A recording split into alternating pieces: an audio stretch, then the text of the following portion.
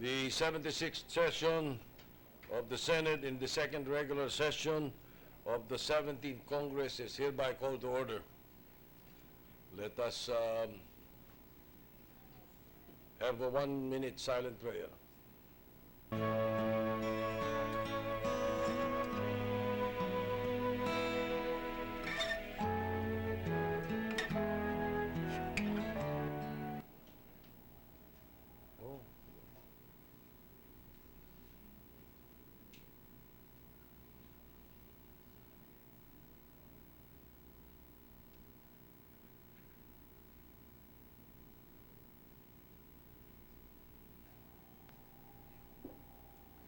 Session is suspended.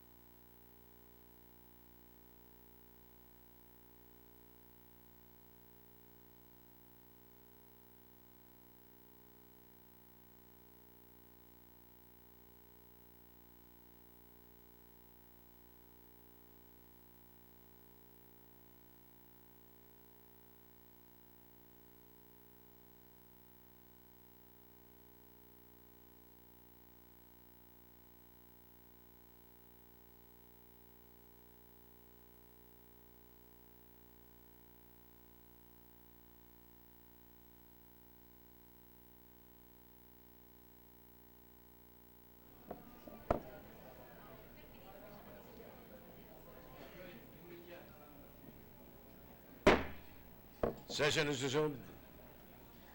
Senator Lauren Legarda will lead the prayer.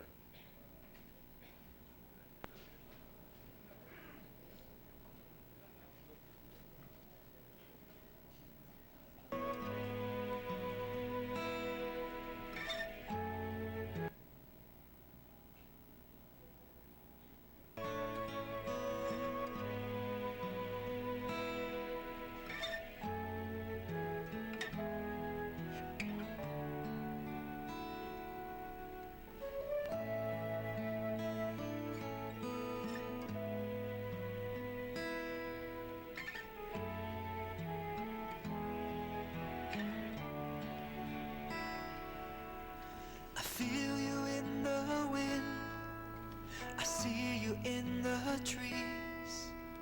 Everywhere I look, I feel your heartbeat.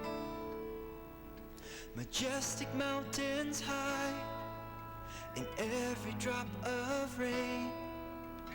All of this just shows me how much you love me. I am amazed by your beauty and your bounty. I am amazed by your constant care for me. I am amazed by your beauty and your bounty. I am amazed by your endless grace for me.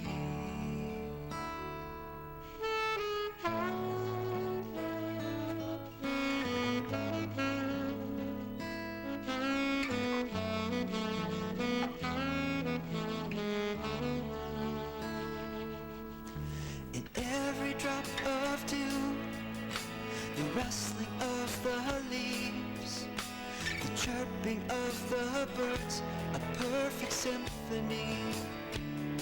Smell of the flowers, the richness of the soil, the sweetness of the fruit that satisfies.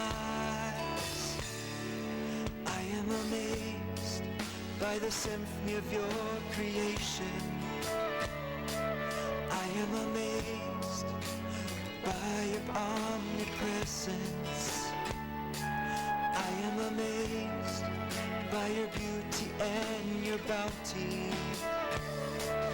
I am amazed by your endless grace for me. From a firefly to a shooting star, to the song a cricket sings, from the raging seas to the placid lakes, to the bubbling of the stream, from the rays I feel from the rising sun to the stillness of the night. I am amazed by your beauty and your bounty. I am amazed by your constant love for me. I am amazed by your beauty and your bounty. I am amazed by your beauty and your bounty.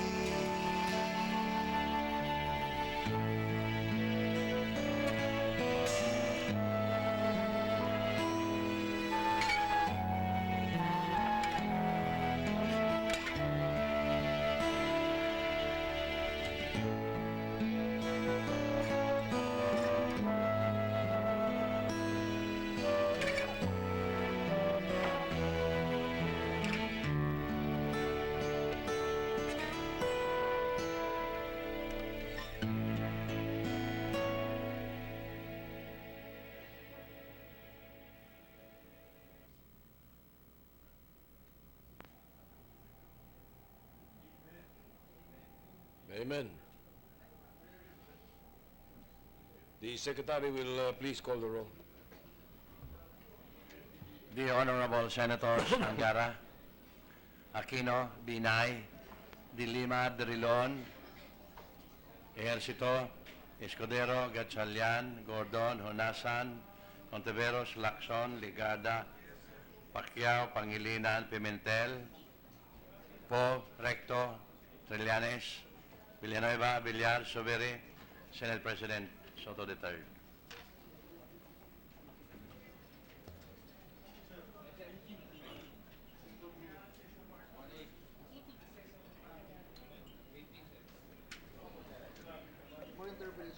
With 18 senators present, the chair declares the presence of the quorum. Okay. The majority leader. Mr. President, I move that we defer the approval of the Journal of the 75th Session, Monday, May 21, at a later hour. I so move, Mr. President. There any objection? Chair hears none. Motion is approved. Mr. President, I move to proceed with the reference of business. The secretary will read the reference of business. Messages from the House of Representatives. Letter from the House of Representatives informing the Senate that on 21 March 2018 it ratified the Conference Committee report on the disagreeing provisions of House Bill number 5792 entitled An Act Institutionalizing the Balik Scientist Program and Appropriating Funds Therefore, and Senate Bill number 1533 entitled An Act Institutionalizing the Balik Scientist Program, Appropriating Funds Therefore and for other purposes. To the archives. Letter from the House of Representatives informing the Senate that on 21 March 2018 it ratified the Conference Committee report on the disagreeing provisions of House Bill number 6782 entitled An Act declaring April 27 of every year a special non-working holiday in the city of Lapu-Lapu, province of Cebu, in honor of the heroism of Lapu-Lapu in defending Mactan against foreign aggression, depicted especially in the historic Battle of Mactan when he led Filipinos in fighting Ferdinand Magellan and his forces. And Senate Bill number 108 entitled An Act declaring April 27 of every year as a special working public holiday throughout the country to commemorate the victory of Lapu-Lapu and his men over the Spaniards led by Ferdinand Magellan in the historic Battle of Mactan on April 27, 1521, to be known as Lapu-Lapu Day or Adlaw ni Lapu-Lapu. Okay. To the archives.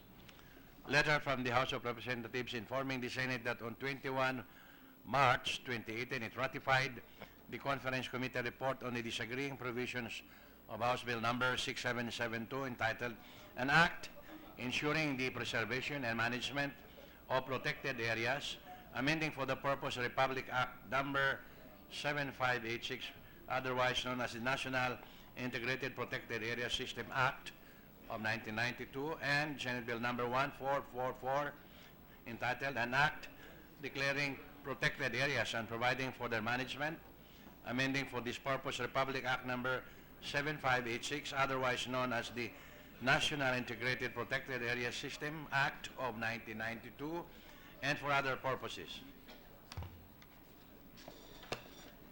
To the archives.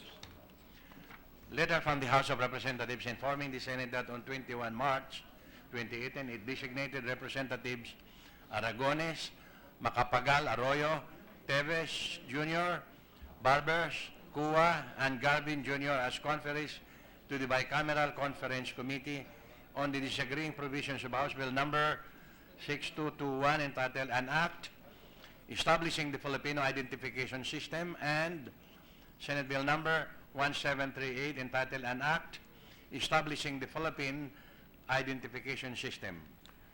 Referred to the Committee on Rules. Letter from the House of Representatives informing the Senate that on 16 May 2018 it designated Representative Romualdo as additional conferee to the Bicameral Conference Committee on the disagreeing provisions of House Bill number 6221 entitled An Act Establishing the Filipino Identification System, and Senate Bill number 1738 entitled An Act Establishing the Philippine Identification System. Referred to the Committee on Rules. Letter from the House of Representatives informing the Senate that on 15 May 2018, it passed the following House bills in which it requests the concurrence of the Senate, House Bill number 7163, an act penalizing the act of throwing hard objects at motor vehicles. Referred to the Committee on Justice and Human Rights. House Bill number 7376, an act further strengthening the office of the Solicitor General by increasing its powers and functions, and redefining, expanding, and rationalizing its organization, repealing for the purpose Republic Act Number 9417, Republic Act Number 2327, and Executive Order Numbers 1 and 2, Series of 1986, and appropriating funds therefore. Referred to the Committees on Justice, Human Rights, Civil Service, Ways and Means, and Finance.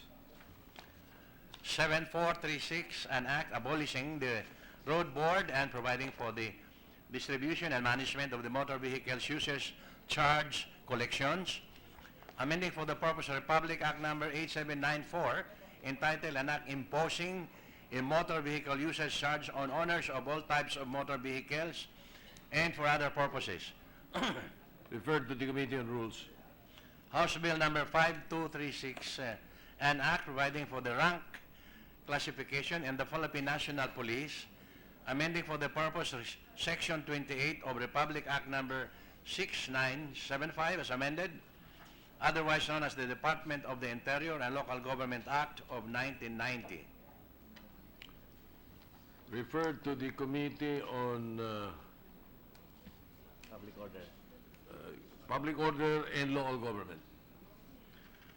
House Bill Number 7033, an act establishing a comprehensive system for registration and licensing of social welfare and development agencies and accreditation of social welfare and development programs and services and appropriating funds therefore. Referred to the Committees on Social Justice, Welfare, Rural Development, Civil Service, Government Organization, Ways and Means, and Finance. 7193, an act providing a framework for the right to adequate food and providing penalties for violation thereof. Referred to the Committees on Justice and Human Rights and Finance. 7233, an act requiring the registration of all users of subscriber identity module cards. Referred to the Committee on Public Services and Trade and Commerce and Entrepreneurship. 7260, an act declaring February 4 of every year as the Philippine-American War Memorial Day. Referred to the Committee on Education, Arts and Culture. 7321, an act establishing the no-call and no-text registration system, providing penalties for violations thereof. Referred to the Committee on Public Services and Finance. 3988, an act providing for the regime of complete separation of property as the governing regime in the absence of a marriage settlement or when the regime agreed upon is void, amending for the purpose Articles 75 and 147 of Title 4 of Executive Order Number 209 as amended by Executive Order Number 227, otherwise known as the Family Code of the Philippines. Referred to the Committees on Women, Children, Family Relations, and Gender Equality, Constitutional Amendments, and Revision of Codes. 7180, an act granting Philippine citizenship to Father Juan C. Mazana. Julian C. Manzana. Referred Julian to the C. Committee on Justice and Human Rights. 7309, an act creating the positions for judges at large, amending for the purpose Batas Pambansa Bilang 129, otherwise known as the Judiciary Reorganization Act of 1980, and appropriating funds therefor. Referred to the Committees on Justice, Human Rights, and Finance. 7387, an act granting Philippine citizenship to Kwok Hing Carlos Yeong. Referred to the Committee on Justice and Human Rights. 7392, an act institutionalizing the alternative learning system in the basic education for out-of-school children, youth and adults, persons with disabilities, indigenous peoples, and other marginalized sectors of society, and appropriating funds therefore. Referred to the Committees on Education, Youth, and Finance. 7422, an act mandating the integration of the National Building Code of the Philippines as one of the major subjects in the Bachelor of Science courses in Civil Engineering, Mechanical Engineering, Electrical Engineering, Sanitary Engineering, and Architecture, and its inclusion as a topic in the licensure examinations for these courses. Referred to the Committee on Education and Public Works. 7365, an act creating 4 additional branches of the Regional Trial Court in the 4th Judicial Region to be stationed in San Pablo City, Province of Laguna, and appropriating funds, therefore amending for the purpose Section 14, Paragraph E of Batas Pambansa Bilang 129, otherwise known as the Judiciary Reorganization Act of 1980 as amended. Referred to the Committee on Justice, Human Rights, and Finance. 7366, an act creating 4 additional branches of the Regional Trial Court in the National Capital Judicial Region to be stationed in the city of Caloocan and appropriating funds, therefore, amending for the purpose Section 14, Paragraph D of Batas Pambansa Bilang 129, otherwise known as the Judiciary Reorganization Act of 1980 as amended. Referred to the Committees on Justice and Finance. 7367, an act creating 2 additional branches of the Regional Trial Court and 1 additional branch of the Municipal Trial Court in cities in the 4th Judicial Region to be stationed in the city of Santa Rosa, Province of Laguna, stationed in this, and appropriating funds, therefore amending for the purpose Section 4, Paragraph 14, Paragraph A, and Section 29 of Batas Pambansa Bilang 129, otherwise known as the Judiciary Reorganization Act of 1980 as amended. Referred to Committees on Justice and Finance. 7405, an act creating 2 additional branches of the Municipal Trial Court in cities for Binyan City in the 4th Judicial Region and appropriating funds, therefore, amending for the purpose Section 29 of Batas Pambansa Bilang 129, otherwise known as the Judiciary Reorganization Act of 1980 as amended. Referred to the Committee on Justice and Finance. 7385, an act renewing the franchise granted to Philippine Communications Satellite Corporation to construct, install, maintain, and operate in the Philippines ground satellite terminal stations for telecommunication with satellite facilities and delivery to common carriers.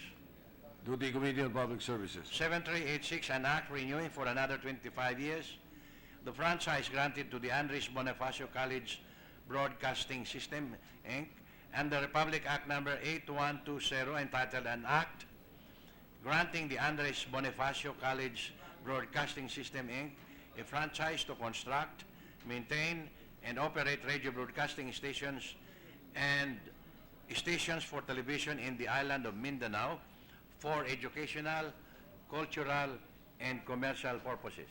To the Committee on Public Services. 7293, an act declaring the Kaparkan Falls in Barangay Caganayan, Municipality of Teneg, Province of Abra, an ecotourism site, establishing the Kaparkan Falls Development Council and appropriating funds, therefore. To the Committees on Environment, Tourism, and Finance. 7311, an act creating a barangay to be known as Barangay Santa Maria in the Municipality of Abra de Ilog, Province of Occidental Mindoro. To the Committee on Local Government, Electoral Reforms, and People's Participation. 7345, an act establishing the Zamboanga del Norte Sports Academy and Training Center in the Municipality of Gutalac, Province of Zamboanga del Norte, and appropriating funds, therefore. To the Committee on Sports and Finance.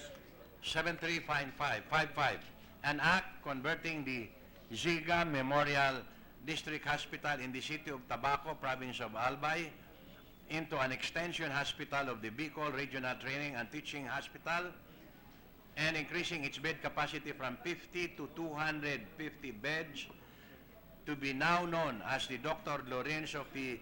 Ziga Memorial District Hospital, and appropriating funds, therefore. To the Committees on Health and Finance.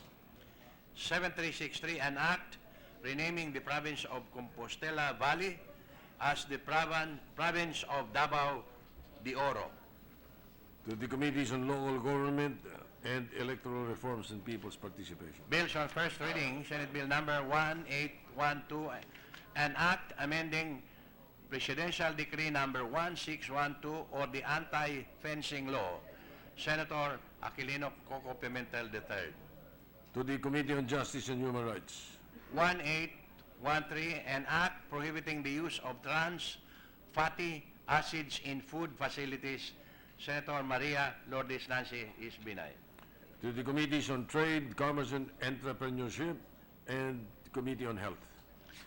Committee reports. Committee report number 369 submitted jointly by the Committees on Local Government, Electoral Reforms and People's Participation on House Bill number 990, introduced by Representative Chipico, entitled An Act Separating the City of Calamba from the 2nd Legislative District of the Province of Laguna to constitute the lone Legislative District of the City of Calamba, recommending its approval with amendments. Senator Sani Angara.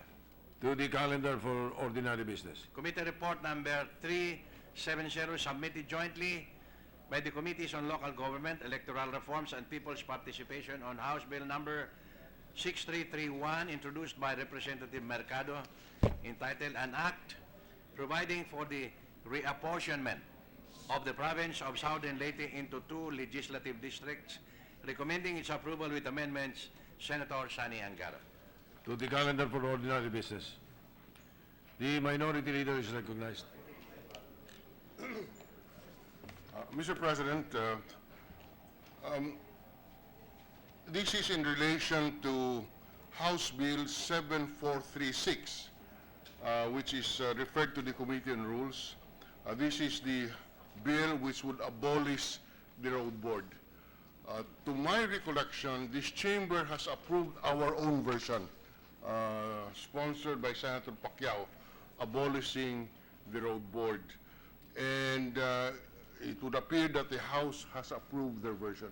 The reason for this intervention is, may I urge the chamber and the leadership to immediately, through the appropriate committee, nominate our BICAM members, because from my information, Mr. President, a lot of projects which were pending in the road board is no longer being acted upon. Therefore, a lot of public funds are unutilized and the projects cannot be executed because of the pendency of this bill. That is my information. I could be correct, I could be wrong, but nevertheless, regardless of that information, I think there is some urgency in coming up with the reconciled version of the versions of the House and the Senate. So if it is not out of order, maybe the majority leader can already nominate our members to the BICAM so that we can convene the BICAM at the earliest possible time. If that is in order, Mr. President. Thank you, Minority Leader. For the record, the Senate version has already been transmitted to the House as well. The Majority Leader. The proper procedure, Mr. President, I will talk to the chairman of the Committee on Public Works, which is Senator Pacquiao, to ask for his list of members of the bicameral conference committee. So we can do that in a later part of the day, Mr. President. Thank you, Mr. President. Right. Mr. President, before we move on other matters, I would like to just acknowledge the visitors here today. We have with us the President and Chief Executive Officer of the Social Security System, Attorney Manuel Doc, and his team. We also have with us Pamantasan ng Lungsod ng Marikina,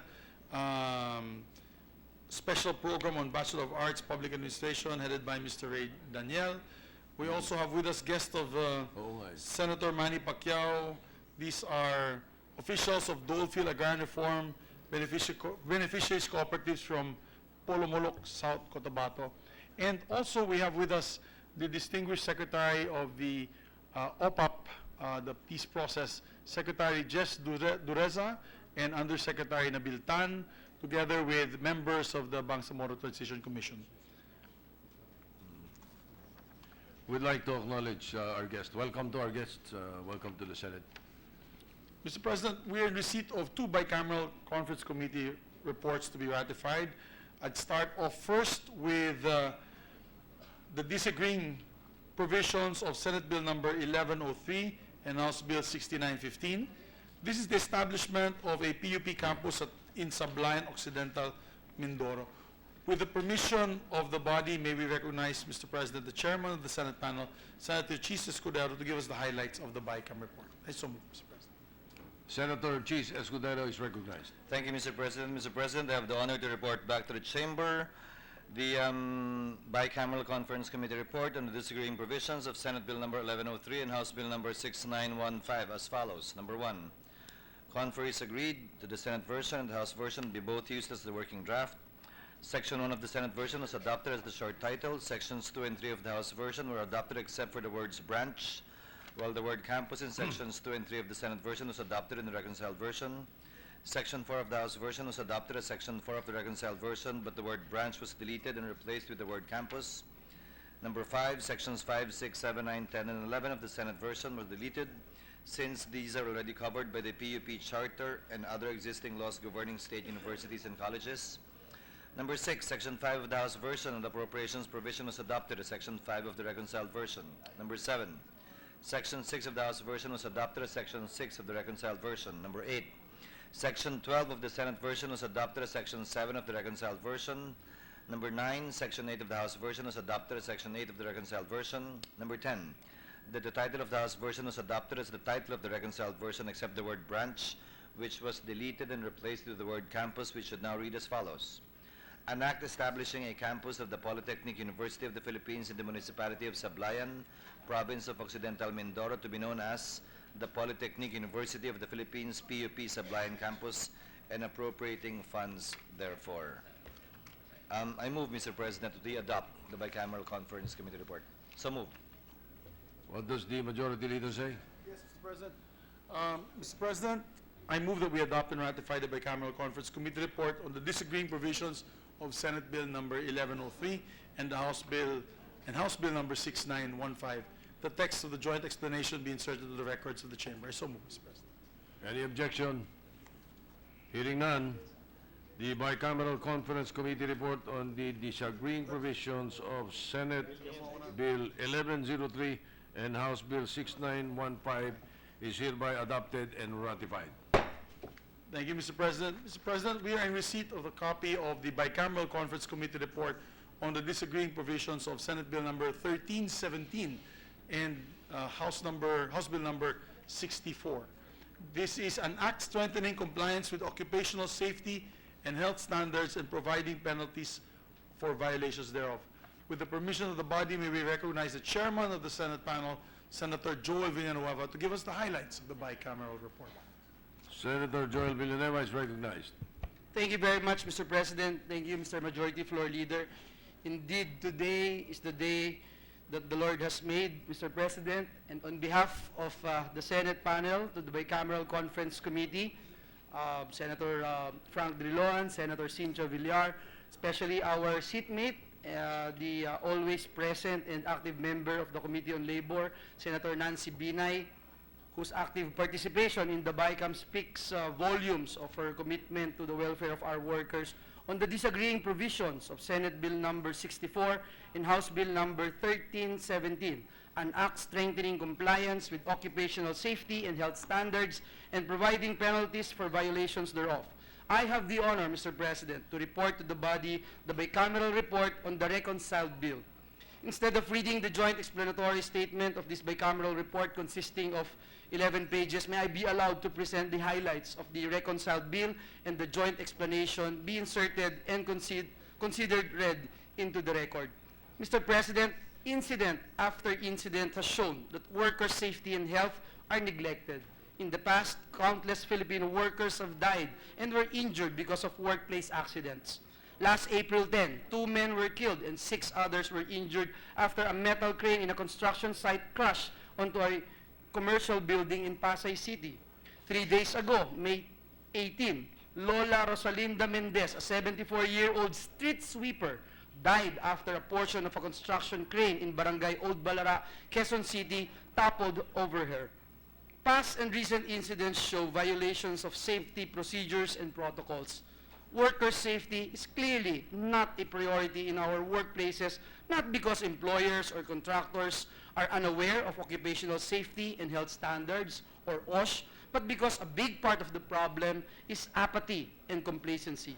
It seems that they are more motivated by the risks of work stoppage or financial repercussions than for the sake of ensuring health and safety of their greatest asset, their workers. This is the problem that we're facing, Mr. President, and we believe that the Occupational Safety and Health Standards Bill offers a solution. We'd like to thank our co-authors, Senator J.V. Ejercito, Senator Win Gatchalian, our Senate President, Tito Soto, Minority Floor Leader Frank Drilon. It is a step closer to becoming a law, and we thank the House panel for their full support and commitment to this measure, especially Congressman Randy Ting, Congressman Strike Revilla, and Congresswoman Chiki Roa Puno. After several bicameral meetings, your bicameral conference committee has come up with a reconciled version that we believe will help us attain OSH, or overall sustainable happiness for all Filipino workers. Mr. President, House and Senate versions are consolidated to cover all establishments, projects, sites, and workplaces in all branches of economic activity, but subject to the appropriate standards of OSH based on number of employees, nature of operations, and the risk of hazard involved, as determined by the Secretary of Labor. The reconciled bill specifies that PEZA establishments are covered by the Act, while the establishments, projects, sites, and other workplaces in the public sector are not covered. Upon the recommendation of our good friend, Senator Dick Gordon, we have specified the Philippine Red Cross as among organizations authorized to train and certify first aiders. The reconciled bill provides the duties of employers, workers, and other persons to, among others, 1, furnish the workers a place of employment free from hazardous conditions, 2, give complete job safety instructions or orientation to all the workers, C, inform the workers of the hazards associated with their work, health risks involved, or to which they are exposed to, preventive measures to eliminate or minimize the risks, and steps to be taken in cases of emergency. D, use only approved devices and equipment for the workplace. And E, comply with OSHA standards, including the provision of protective and safety devices such as personal protective equipment and machine guards. 6, Mr. President, the reconciled bill provides that workers have the right of refusal to work without threat or reprisal from the employer if an imminent danger situation exists in the workplace that may result to illness, injury, or death, and corrective actions to eliminate the danger have not been undertaken by the employer. In relation to the use of equipment, the bill provides that the employer, contractor, or subcontractor, if any, are required to comply with the DOLE requirements in the different phases of the company or project operation. The reconciled bill also guarantees the provision of OSH information and OSH program. The DOLE is mandated to approve, disapprove, or modify OSH programs prepared and executed by employers. The approved program shall be communicated and be made readily available to all persons in the workplace. As regards to safety and health training, the bill provides that all safety and health personnel are required to undergo the mandatory training on basic occupational safety and health for safety officers as prescribed by the Department of Labor and Employment. On the other hand, employers, contractors, and subcontractors are required to submit all safety and health reports and notifications prescribed by the Department of Labor and Employment. In line with our commitment to ensure skills upgrading of our workers, the reconciled bill includes workers' competency certification. The TESDA, or PRC, is mandated to establish national competency standards and prepare guidelines on competency assessment and certification for critical occupations. The reconciled bill also provides for the visitorial power of the Secretary of Labor and Employment. The Secretary or his duly authorized representatives can enter workplaces at any time of the day or night where work is being performed to examine records and investigate facts, conditions, or matters necessary to determine compliance with the provisions of this measure. The DOLE Secretary may also order stoppage of work or suspension of operations of any unit or department of an establishment when non-compliance with law or implementing rules and regulations poses grave and imminent danger to the health and safety of workers in the workplace. However, Mr. President, if stoppage of work due to imminent danger occurs as a result of the employer's violation or fault, the bill specifies that the employer shall pay the workers concerned their wages during the period of such stoppage of work or suspension of operations. Mr. President, our goal is to ensure strict compliance of employers to workplace safety standards, and we believe that the reconciled bill, once enacted into law, would finally give teeth to our 41-year-old labor code and would thus force establishments to comply to OSH standards. Non-compliance with occupational safety and health standards is a reckless endangerment that should not be tolerated. For the longest time, violation of occupational safety, occupational health and safety standards has no fines or penalties. Only work stoppage order is issued by DOLE if there is imminent danger or would result to disabling injury. Hence, the reconciled bill would fine violators 100,000 pesos per day of non-correction of OSH standards violation, which will be counted from the date the employer or contractor was notified by DOLE. The fine collected shall be used for the operation of occupational safety and health initiatives, including occupational safety and health training and education and other occupational safety and health programs. Upon the recommendation, of course, of our Minority Floor Leader, Senator Drilon, we included an established package of incentives to qualified employers to recognize their efforts toward ensuring compliance with OSH and general labor standards such as OSH training packages, additional protective equipment, technical guidance, recognition awards, and other similar incentives. Within 90 days after the effectivity of this act, the Secretary of Labor and Employment, in coordination with agencies concerned, shall formulate the rules and regulations for the effective implementation of the measure. Ginoong Pangulo, isang hakbang na lang po at may isasabatas na ang matagal na hinaing at ninanais ng ating mga kababayang empleyado, ang Occupational Safety and Health Standards Bill. At kapag nalagdaan na po ito ng ating Pangulo, hindi na pwedeng baliwalain ng mga employer, contractor o mga subcontractor ang OSH standards. Buhay po ng mga manggagawa kasi ang nakataya sa pagpapabaya. Mr. President, more should be done to prevent workplace injuries or deaths and ensure that workplace safety is everyone's responsibility.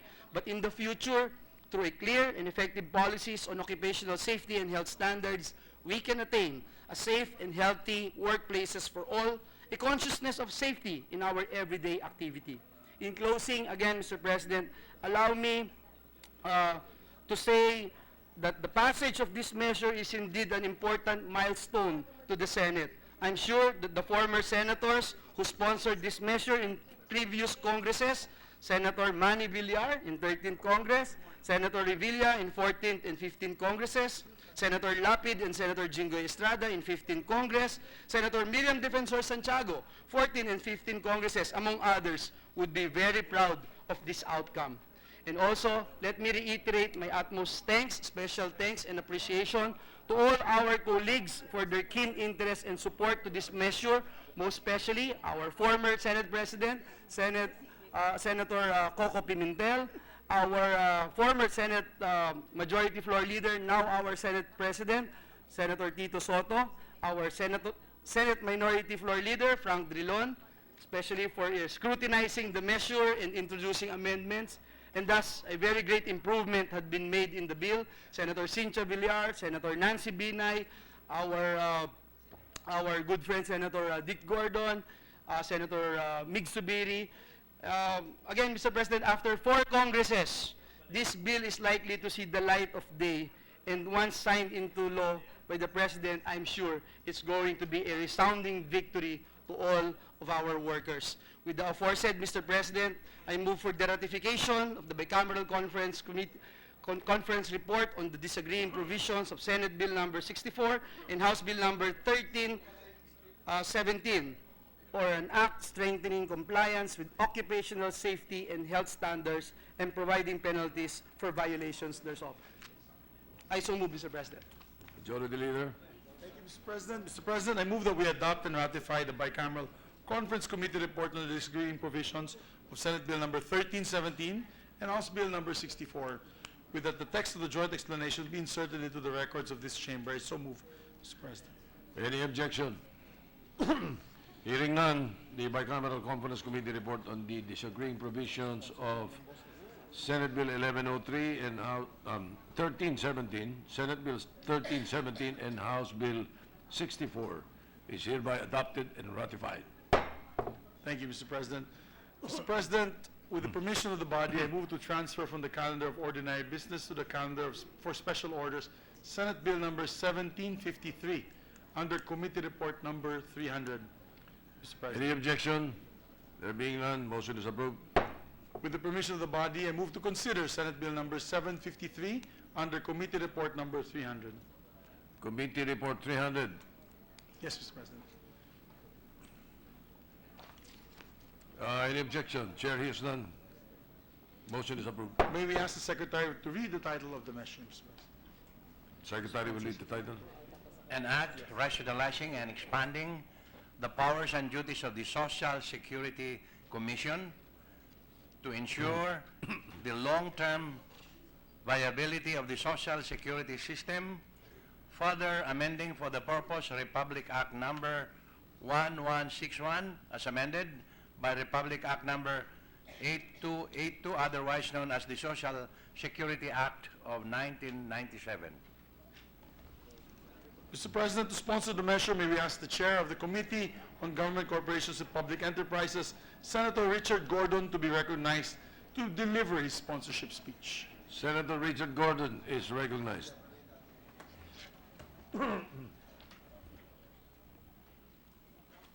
Thank you very much, Mr. Chairman. With the permission of the Senate President and our colleagues, I have the honor to sponsor Senate Bill number 1753 under the committee report number 300. And this is also authored, there are various bills authored by other senators here, particularly the following: Senator Recto, Senator Villanueva, Senator Trillanes, Senator Villar, Senator Ejercito, Senator Binay, Senator Legarda, Senator Escudero, Senator Poe, Senator Soto III, Senator Subiri, and Senator Gatchalian, Mr. President. Actually, Mr. President, Senator Gatchalian wanted to co-sponsor this today, but I think he is abroad and on official visit, on official mission. And so allow me, dear colleagues, to sponsor this wonderful bill for the benefit and welfare of our people. Mr. President, the title itself says, an act rationalizing and expanding the powers and duties of the Social Security Commission to ensure the long-term viability of the Social Security system, further amending for the purpose Republic Act number 1161 as amended by Republic Act number 8282, otherwise known as the Social Security Act of 1997. By its very title alone, Mr. President, it speaks of lengthening, or for that matter, making sure that the viability, the long-term viability of the Social Security system is ensured. I will cut to the chase, Mr. President. Last year, the President of the Republic of the Philippines, rightly so, ordered an increase in the pension of our people by 1,000 pesos. This pension increase immediately decreased by 10 years from 2042 to 2032 the fund life of SSS. That is why it has become imperative for us to see to it that this bill is approved, Mr. President. Otherwise, we will end up with our government subsidizing it unless we do the necessary measures that are proposed indeed by this SSS bill that we have in front of us. Mr. President, I would like to just give an overview of the bill. And before I do that, let me just cite the constitutional provisions involved here. Article 2, Section 18, the state affirms labor as a primary social economic force. It shall protect the rights of workers and protect their welfare.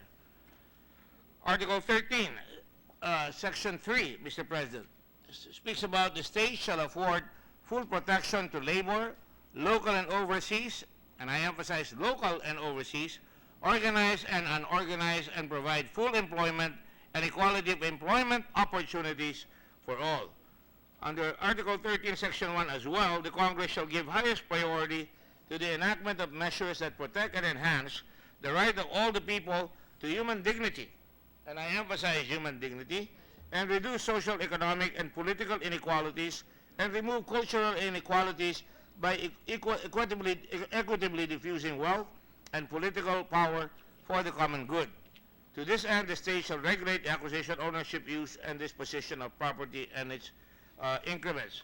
Now, Mr. President, also the Universal Declaration of Human Rights, Article 22, for which we are all a signatory, among other nations, provide that under the Universal Declaration, everyone as a member of society is entitled to social security as a matter of right, Mr. President. Now, I will go back to a little bit of history. As you know, I'm a history and government major, and I will go to the original bill, which is originally Social Security Act number 1997, and I quote here as amended by Republic Act number 8282. Under the declaration of policy, it says it is the policy of the state to establish, develop, promote, and perfect a sound and viable tax-exempt social security system suitable to the needs of the people throughout the Philippines, which shall promote social justice and provide meaningful protection to members and their beneficiaries against the hazards of disability, sickness, maternity, old age, death, and other contingencies resulting in loss of income or financial burden. Towards this end, the state shall endeavor to extend social security protection to workers and beneficiaries. Now, Mr. President, when we look at this bill, it really is an enhancement of the previous laws as already stated. This bill sees to it that the responsibility of people not to be a burden to our country, to be partners with the government, to act not by way of exaction of taxes, but by voluntary contribution, not voluntary, but contribution to their welfare is assured, Mr. President. In other words, the state encourages and actually, to a certain extent, demands that everybody take part in the social security system so that we can make sure that when they retire, when they die, when they get sick, or when their wives get into a maternity situation or get injured, they will be covered, Mr. President. And that is why the laws of this country, from the Constitution to international law to fundamental principles of this law previously, have been stated thereat. Now, Mr. President, this bill does not promise an abundance of wealth. Hindi po ito nagsasabi na bibigyan natin ng yaman ang tao. Ang sinasabi lang po dito ay pagka nagkaroon sila ng aberya sa kanilang buhay, ay meron silang pangahawakan. Meron po silang hinahawakan na masasadalan. They have a lifeline that they themselves created, na sila mismo ang nag-contribute with other Filipinos towards the benefit of their own posterity. Ibig sabihin, nag-contribute sila, meron silang lifeline na kanilang nilikha, at lalabas dyan, pag nag-contribution lahat, maganda ang kanilang magiging kinabukasan. Mas maganda, lalo kung lalaki pa ang pondo. At makikita po natin dito, na pagka pinabayaan yan, lalabas dyan, sakit ng kalingkingan, sakit ng buong katawan. Pag may hindi nagko-contribute, talagang mahihirapan ang SSS na buhatin ang welfare ng ating mga kababayan kung sila ay hindi magko-contribute at makakapinsala at talagang desarrollo sa kanilang mga araw-araw na pamumuhay sapagkat mahihirapan silang mag-cope o makibaka sa habon ng panahon. And that is why this bill, Your Honor, states that this will really expand, this will really protect, this will really grow the fund, Mr. President. Para sa ganun, may pensyon na mararating ang mga tao. Na pagdating ng oras, mayroong pensyon na makukuha ang mga tao natin.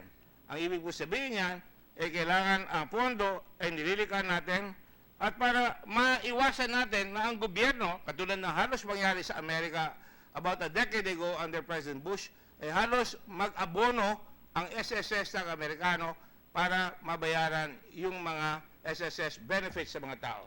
This is a benefits-based system, Mr. President. Kung may pinasok ka, yun ang makukuha mo. Kung wala kang pinasok, wala kang makukuha. So yun lang po, napakasimple lang po ng prinsipyo ng sabi nga ni Boy Herrera, ni Senator Herrera, na itong ating batas ng SSS ay talagang makikita nyo, iba-ibang pronunciation, talagang makikita nyo na ito ay magagamit po ng ating mga kababayan. Para lang mapangiti si Frank Dillon at pareho kami nakasibangot at namatayan tayo dito kay Senator Angara. Naalala ko si Senator Herrera nung sinasabi niya yung SSS. Siya lang ang tanging senador na pwedeng maglagay ng Pronunciation does not do justice to Senator Herrera. Ano ba talaga pronunciation? Ace is. I bow to the experience and longevity of Senator Dillon here. He knows better than I do because I've been associated and proud to be associated with Senator Boy Herrera, even if he has mangled the letter S in the English language, Mr. President. But his heart is in the right place. Ibig sabihin po, dahil dito sa batas na ito ngayon, pwede nang itaas ng SSS na hindi na magpepermiso sa kahilingan presidente, na hindi na siya pwedeng i-pressure nating mga politiko na kongreso, senador, na sabihin, itaas nyo, kahit na walang rason o walang perang pantataas. Ibig sabihin ngayon, the rule is the best judgment or the better judgment rule ng mga nasa director ng SSS para sabihin nila, kailangan lang itaas ito para makabuo tayo ng tabang pensyon. Bukod dito po, tinuturuan ako ng staff ko dito eh. Ikaw na lang kaya tumayo dito para mas madali sa'yo. Wala lang ako binabasa rito eh. Anyway, Mr. President. Ay sa po dyan eh, hindi lang po para matataas natin ang pension. Ito po, lalawakan natin ang coverage. Ngayon po, tutugwisin na natin ang napakarami natin tinatawag nating bayani ng bansa. Ay, kung minsan ako nagdududa doon sa sinasabi ng ating mga kababayan na bayani ng lahi ang ating mga OFW. Ang nangyayari po ngayon ay hindi sila nagbabayad ng SSS, kaya ang nangyayari, trabaho ng trabaho, ang daming parusang ginagawa sa kanila, ang sakripisyo, pagdating pa ng retirement nila, magkasakit, wala silang makukuha. Itong batas po ito ngayon ay bibigyan daan na magkaroon sila ng pagkakataon masama sa pondo ng pensyon ng SSS. At ito po ay land-based at saka sea-based. Sa sea-based po, walang problema. Sa sea-based, yung mga manning agency ang siyang gagawa. Under this bill, yung land-based, kailangan utusan natin ang DFA at kasama natin si Senator Cayetano dyan, na ngayon ay DFA Secretary, at ang LOLE, na para magawa nila yung mga negosyasyon para lalong-lalo na doon sa Middle Eastern countries, maipilit natin na isama sila sa SSS. At dapat palakasin natin ang mga embahada natin doon na para doon makakayanan nila na makuha lahat ang ibabayad ng mga SSS, hindi para ilagay sa bulsa, pero ilagay sa kabambayan ng SSS at magamit ng lahat ng ating mga kababayan. Right now po, only 500,000 ang covered ng mga OFWs. Ito po ay pwede umabot ng 2.5 million at kung marunong tayong gumaya sa mga Kudyo, yung Israeli diaspora, makukuha pa rin natin isama ang mga nag-retire sa Amerika na Pilipino na naging Amerikano, na pwede rin silang sumama at makatulong na sumama sila sa Provident Fund. Isa ito sa mga sinasabi natin na magpapalakas na dapat palakawakin ang Provident Fund na mas malaki ang contribution. This law, as proposed, Mr. President, if it becomes a law, will allow also the SSS management to increase yung tinatawag na credit ng bawat empleyado, salary credit. Ang contribution nila ngayon ay limitado sa 16,000.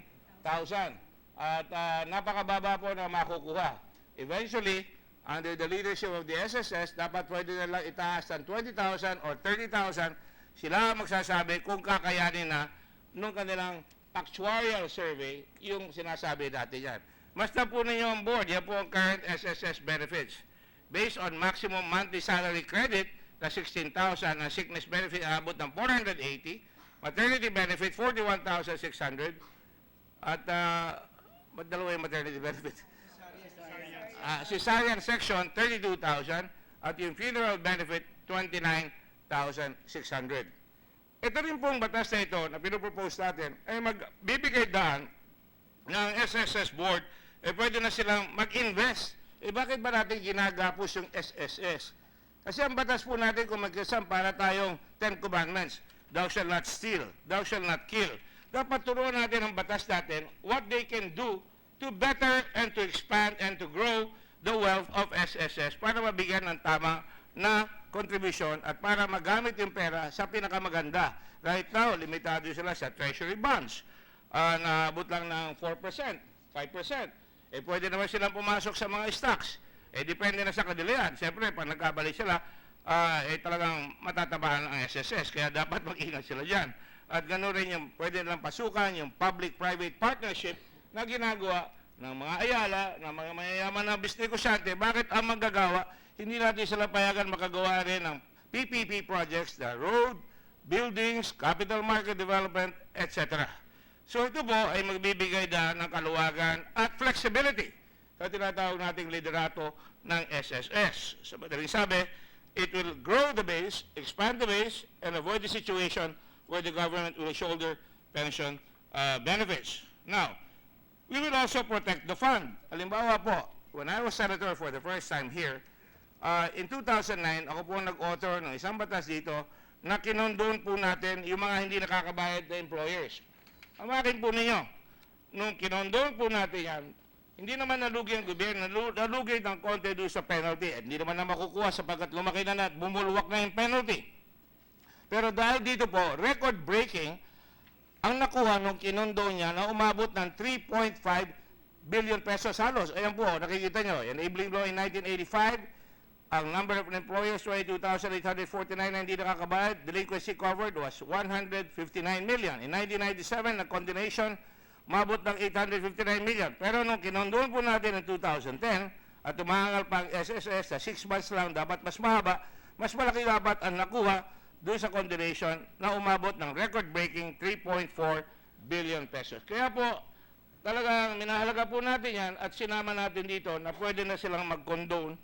At ang pwede rin natin gawin palagi as senators and congressmen, meron tayong inherent right of congressional inquiry. Yung tinatawag nating oversight functions. So yan ay magagawa po natin yan at makakuha natin yan. At matutulungan po natin ang SSS na sila ay mag-ingat ng gusto. Bukod dyan, meron pa po tayong ultimate purpose is to increase the savings. Alam po ba ninyo, na ang bansa natin ang pinakamababa sa Asia sa savings. At masdan po ninyo, ayan, makikita ninyo, ang nangungulilat po ang Pilipinas. Ang Singapore po ay umabot ng 48.2%. Ang China ay umabot ng 46%. Pero ang Pilipinas, we are languishing with a rate, I believe, of 15.9%. So nangungulilat po tayo sa savings. Savings is always a factor na dapat, pag ikaw nagtatrabaho, ako yung sinasabi ko, nung mayor pa po ako po yung nagsusermon palagi, kayo nagtatrabaho dito sa Olongapo o sa SBMA, mayroon ako WSIP, hindi sip-sip ang magpo-promote sa inyo, ang magpapayaman sa inyo. Ang kailangan nyo, WSIP, work, save, invest, prosper. So when you save, tumaas yan, makita nyo ngayon, ang China, itong kapit bahay natin, nagagawa na ng mga jet na lumalanding na dyan, na hindi dapat lumanding dyan sa atin sa kabilang ibayo ng lupa natin. It should be the subject of another speech later on, pero dapat mangamba tayo. Pero nagagawa nila lumakas ang kanilang military dahil naging progressive yung mga tao nila. Gano'n rin ang Singapore, kaliit-liit na bayan. Kasi laki lang ng Subic Bay, pero ang savings rate, naku po, 48.6%. Napakalaki, tayo ilan lang, 15.9%, 16%. Talaga nangangamote tayo sa savings. At paano, kailangan sabihin natin sa mga tao natin, although of course, alam ko magagalit yung iba dyan pag sinabi ko, unahin natin yung needs. Yung needs muna bago yung wants. Una muna tayong bumili ng smartphone, yun lang cellphone lang na kaya natin. At huwag nyo muna ibibili lahat ng iPad, basta-basta, isang cellphone lang na smart, makagamit na lang buong pamilya yun for research. At ito tawag natin frugal living. Ika nga, no? So, pagka ginawa natin ito, may forced savings na mangyayari dito, lalong-lalo na kung ipag-iibayuhin ng SSS Board yung tinatawag natin na Provident Fund, kung saan mas malaki ang contribution at makakabili na sila ng sarili ng bahay, katulad sa Singapore, at yung kanilang medyo catastrophic illnesses na malalaki, makakahiram sila ng pera doon sa Provident Fund. Meron pa rin ibang mga produkto ang SSS na pwede nilang gawin para labas tayo ng dagdag. Halimbawa, yung mga tao doon sa Geneva, malalaki sweldo niyan. Yung mga tao doon sa Israel, ang lalaki na sweldo niyan. 100,000 na sweldo ng domestic doon sa Israel at saka sa Finland, pwedeng mas malaki ang contribution nila. Hindi na sa SSS, pwede rin sa SSS, pwede pa sila magdagdag sa Provident Fund, which means na pwede silang kumita lalo doon. So, Mr. President, these are, among other things, are some of the salient features of the bill. Ano po? Alam niyo, sabi nga ni President Roosevelt nung araw, we can never ensure 100% of the population. I will remind everybody here that Franklin Delano Roosevelt was the president during the time of the Great Depression. And he was known as the welfare president. And SSS came in during that time. And he says there we can never ensure 100% of the population against 100% of the hazards and vicissitudes of life. But we have tried to frame a law which gives some measure of protection to the average citizens and his family against the loss of a job, against poverty-ridden old age. Wala pa po tayo doon sa the loss of a job because kulang. Gusto ko sana ilagay yung unemployment insurance. Abe, hindi po ako mangangako tapos hindi magagawa ng gobyerno. Pag nawala ka ng trabaho, dapat bibigyan ka ng karakanakang sweldo habang ikaw ay makatawid. Kaya dapat nag-iipon palagi. Dapat needs-based tayo. Kaya yan, doon muna pagka nawala talaga ng retirement at nag-retire ka, o ikaw ay na-disabled, meron ka dapat makukuhang pensyon. I can show you a TV here na yung mga nakakumita, hindi natin lalabas yun, mahaba yun.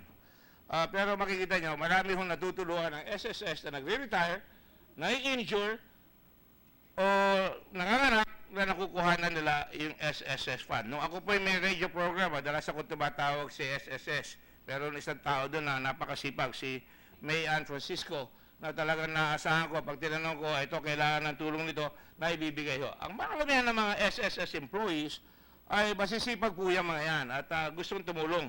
Pero kung ang tao natin ay ginagapusan natin yung mga napapatakbo ng SSS, hindi sila makakapagpalawak ng pondo at hindi sila makakabigay ng karakanakang atensyon sa pangangailangan ng tao. Kaya nga ho yung mga tiga-SSS, gusto ko mag-member lahat ng Red Cross para lalo silang compassionate. Ako lang ho yun, advertising lang ho yun para masanay sila. To make a long story short, Mr. President, this bill indeed will modernize, will put the 5 F's that I live by, will put focus on the need to grow and protect the pension and the benefits of our people. It will provide speed, fast, focus, fast, mabilis makakatugon sa pangangailangan ng tao. It will be friendly, mamahalin ng tao yan because mas maraming benefisyong may bibigay. And it will be flexible. Pagka kailangan magpasok ng pera doon sa mas malaki, pwede lang i-withdraw yung pera, ilagay doon sa mas malaking pondo. And it will be always forward-looking. They will always be looking at the population increases. They will always be looking at the economic waves that go in the world na pwedeng may tsunami, maaaring low tide, maaaring ganyan na ekonomiya, pwede silang mag-adjust. And this will mean that the SSS Board of Commissioners should be able to make the adjustment necessary, have the flexibility to protect the fund. In other words, this whole philosophy here practically changes na tayo ay mga corrupt. We will trust the SSS. But when they fail, we will throw the book at them and the kitchen sink. And we will file the necessary case against them. This is the way we ought to run our government. Trust but verify. Bigyan mo ng talagang tamang pagkakataon na magawa nila ang kailangan gawin para sa bayan, para tayo ay umunlad. Hindi yung natatakot. I remember may Secretary of Public Works, magaling, pero takot magpagawa dahil baka mademanda. Kaya wala nagawa sa Public Works nung araw. We cannot base our policies on fear, Mr. President. We have to base on our policies on trusting our people, especially those who have a tremendous responsibility. And I'm sure they know that na pagka winaldas yung pera ng SSS, talagang talagang kasalanan sa Diyos na kahit na ilang impyerno, hindi sila mapapatawad. So the long and the short, Mr. President, of this is it gives me great pleasure and pride and thank the committee members as well as the whole Senate for having the good judgment. Ang dami natin nag-sponsor nito. And it is my hope that we can pass this para mapirmahan na ito bago tayo magsara at para sa ganun ay meron tayong share naman sa mga tao na hindi pangako, na hindi pa balat bunga, na paghamon sa tao na magbayad ang employer at employee at ang OFW tingnan ang kinabukasan nila na para sa ganun hindi na sila bubuhatin pa, hindi sila aalagaan.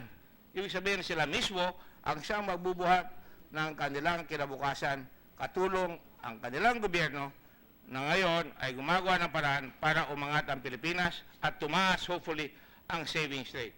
It is my hope that one day we can increase the savings rate sa Provident Fund. Kung lalakas siya, naku, napakaganda.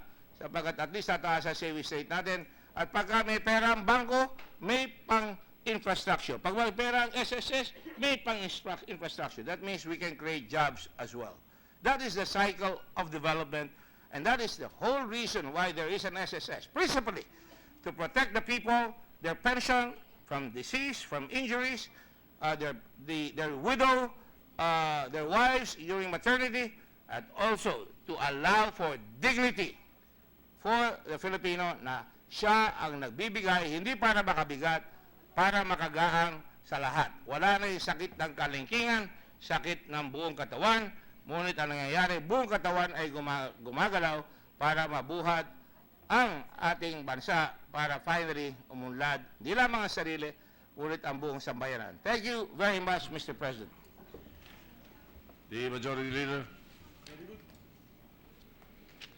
Mr. President, to give time for the other senators to study the bill, I move that we suspend consideration of Senate Bill number 1753 under Committee Report number 300. Any objection? Hearing none, the Committee Report 300 is hereby suspended. 1 minute suspension, Mr. President. 1 minute suspension.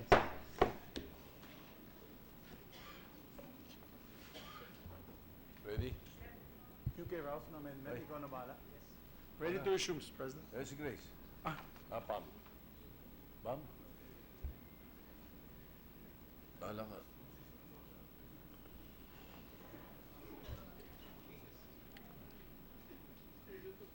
Amendment naman siya. Then yun na, boss. Ready to resume, Mr. President. Session is resumed. Mr. President, with the permission of the body, I move to resume consideration of Senate Bill number 1459 under Committee Report number 86. I so move. Any objection? There being none, Senate Bill 1459 is in order. Mr. President, this is the measure on secured transactions. The parliamentary status of the measure is we suspended approval of second reading of this measure upon the request of Senator Recto. I therefore move to reopen the period of individual amendments on Senate Bill number 1459. Any objection? There being none, the period of amendments is in order. Mr. President, I move to recognize the sponsor of the measure, Senator Bamakino, to introduce the amendments, Mr. President. Senator Bamakino is recognized. Maraming salamat, Majority Floor Leader, Mr. Senate President. These individual amendments were done in collaboration with Senator Recto and one particular amendment in collaboration with the Office of Senator De Lima. Upon proper consultation with concerned government agencies and other sectors, we propose to delete some of the subsections under Section 3, Definition of Terms.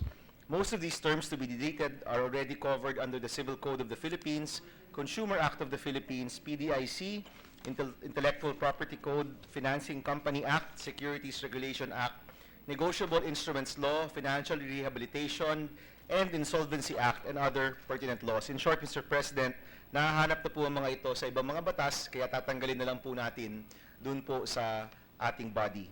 So, Mr. President, my first amendment on page 2, delete lines 4 to 16. So moved, Mr. President. Any objection? There being none, the motion is approved. Mr. President, on page 3, delete lines 4 to 5. Any objection? There being none, the motion is approved.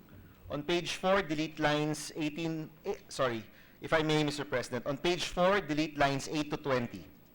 Page 4. Lines 8 to 20.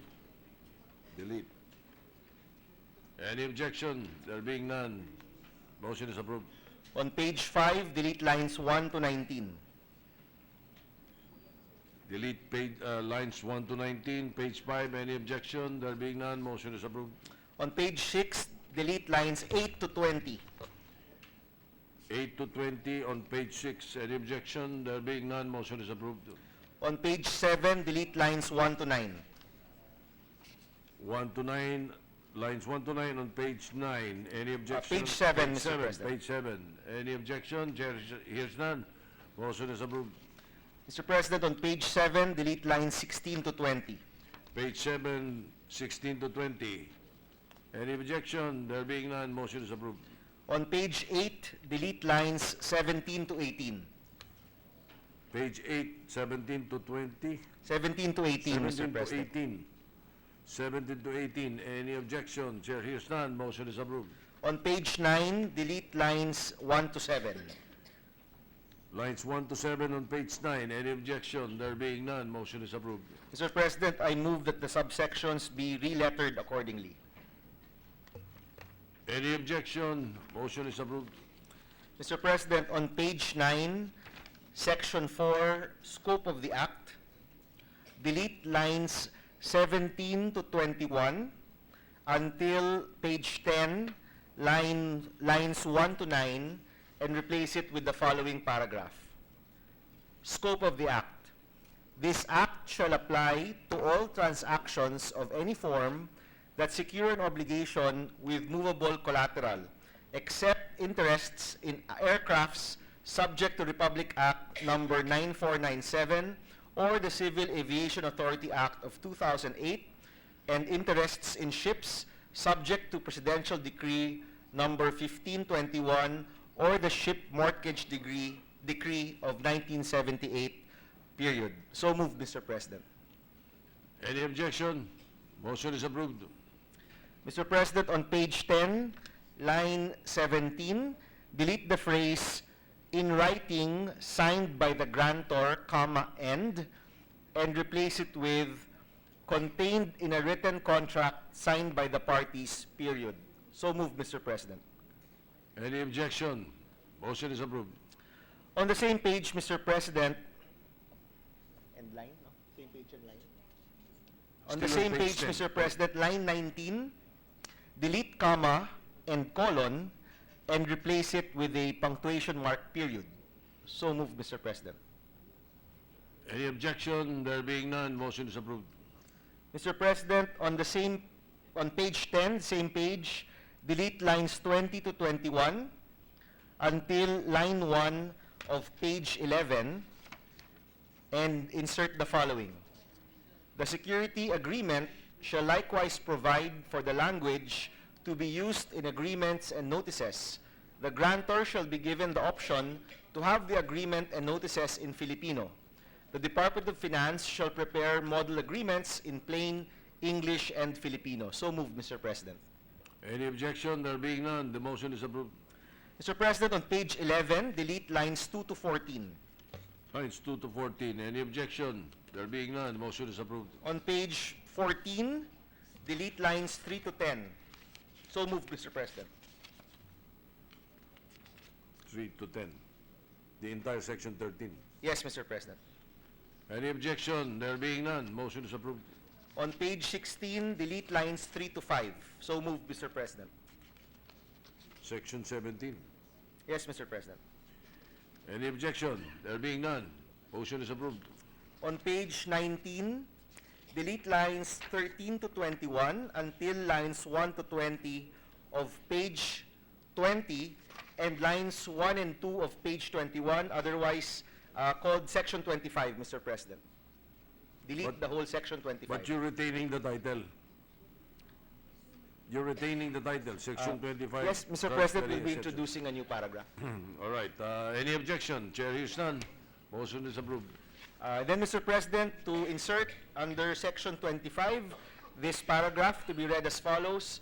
Any party who obtains in the ordinary course of business any movable property containing a security interest shall take the same free of such security interests, provided he was in good faith. No such good faith shall exist if the security interest in the movable property was registered prior to his obtaining the property. So moved, Mr. President. Any objection? Chair hears none. Motion is approved.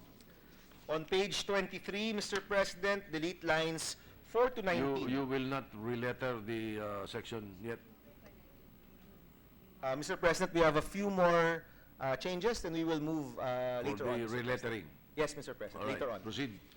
Let me repeat that, Mr. President. On page 23, delete lines 4 to 19. So moved, Mr. President. Any objection? There being none, the motion is approved. Mr. President, on page 24, delete lines 1 to 19 until lines 1 to 3 of page 25. Any objection? There being none, motion is approved. Mr. President, a new section shall be inserted, and it shall be read as follows. Section, and then, Mr. President, we can just put the proper number After renumbering. after the numbering, Mr. President. So section number to be determined, fixtures, accessions, and commingled goods. A perfected security interest in a movable property which has become a fixture or has undergone accession or commingling shall continue provided the movable property involved can still be reasonably traced, period. In determining ownership over fixtures, accessions, and commingled goods, the provisions of Book 2 of Republic Act Number 386 or the Civil Code of the Philippines shall apply. So moved, Mr. President. Any objection? There being none, motion is approved. Mr. President, on page 25, delete lines 4 to 10, 4 to 10, section 32. section 32. Any objection? There being none, motion is approved.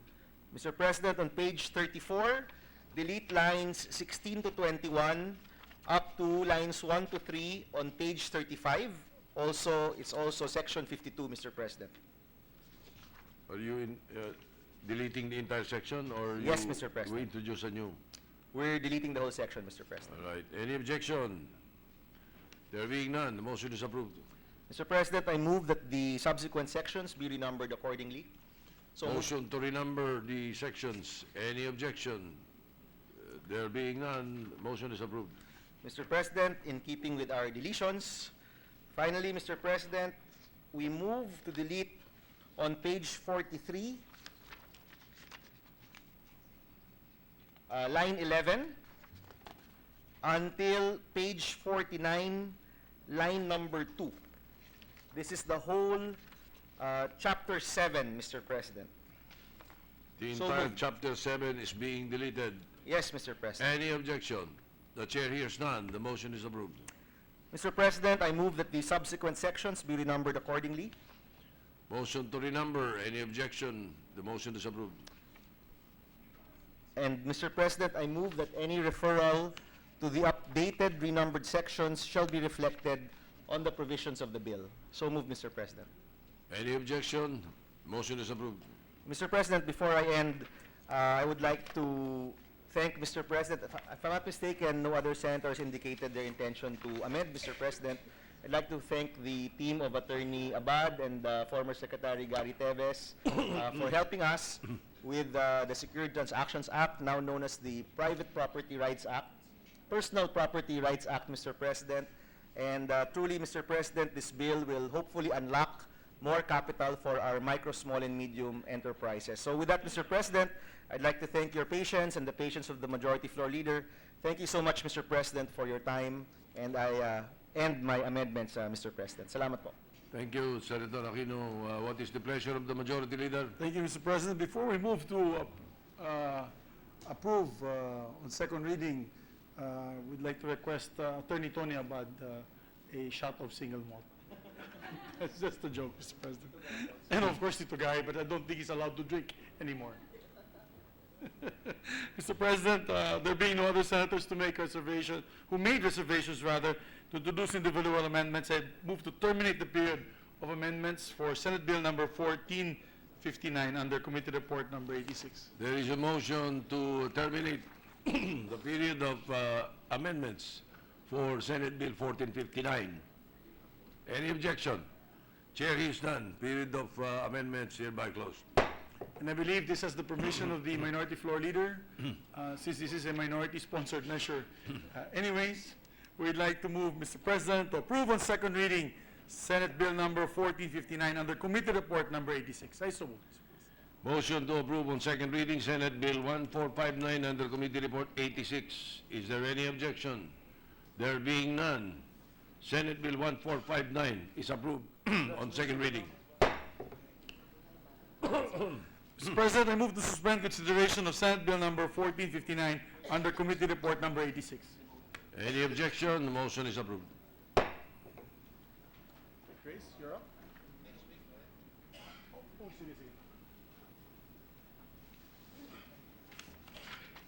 Si attorney na lang. Kami na lang ng siguro staff mo. Yes, sir. Yes. Mr. President, Mr. President, Senator Gordon is recognized. Mr. President, I do not want to tax the patience of this hall, but I do want some clarification on a measure that we filed last night, amending the committee and rules with respect to bills on first reading emanating from a committee report. Now, I know you have assured me that what we agreed last time was going to persist, but that's for the interest of clarity and to prevent any misunderstandings. I'm not here to pick a fight with anybody. I just want to make sure that this is clarified. Mr. President, I rise on a point of inquiry regarding our procedures, specifically on committee reports arising out of investigations in aid of legislation with proposed bills amended.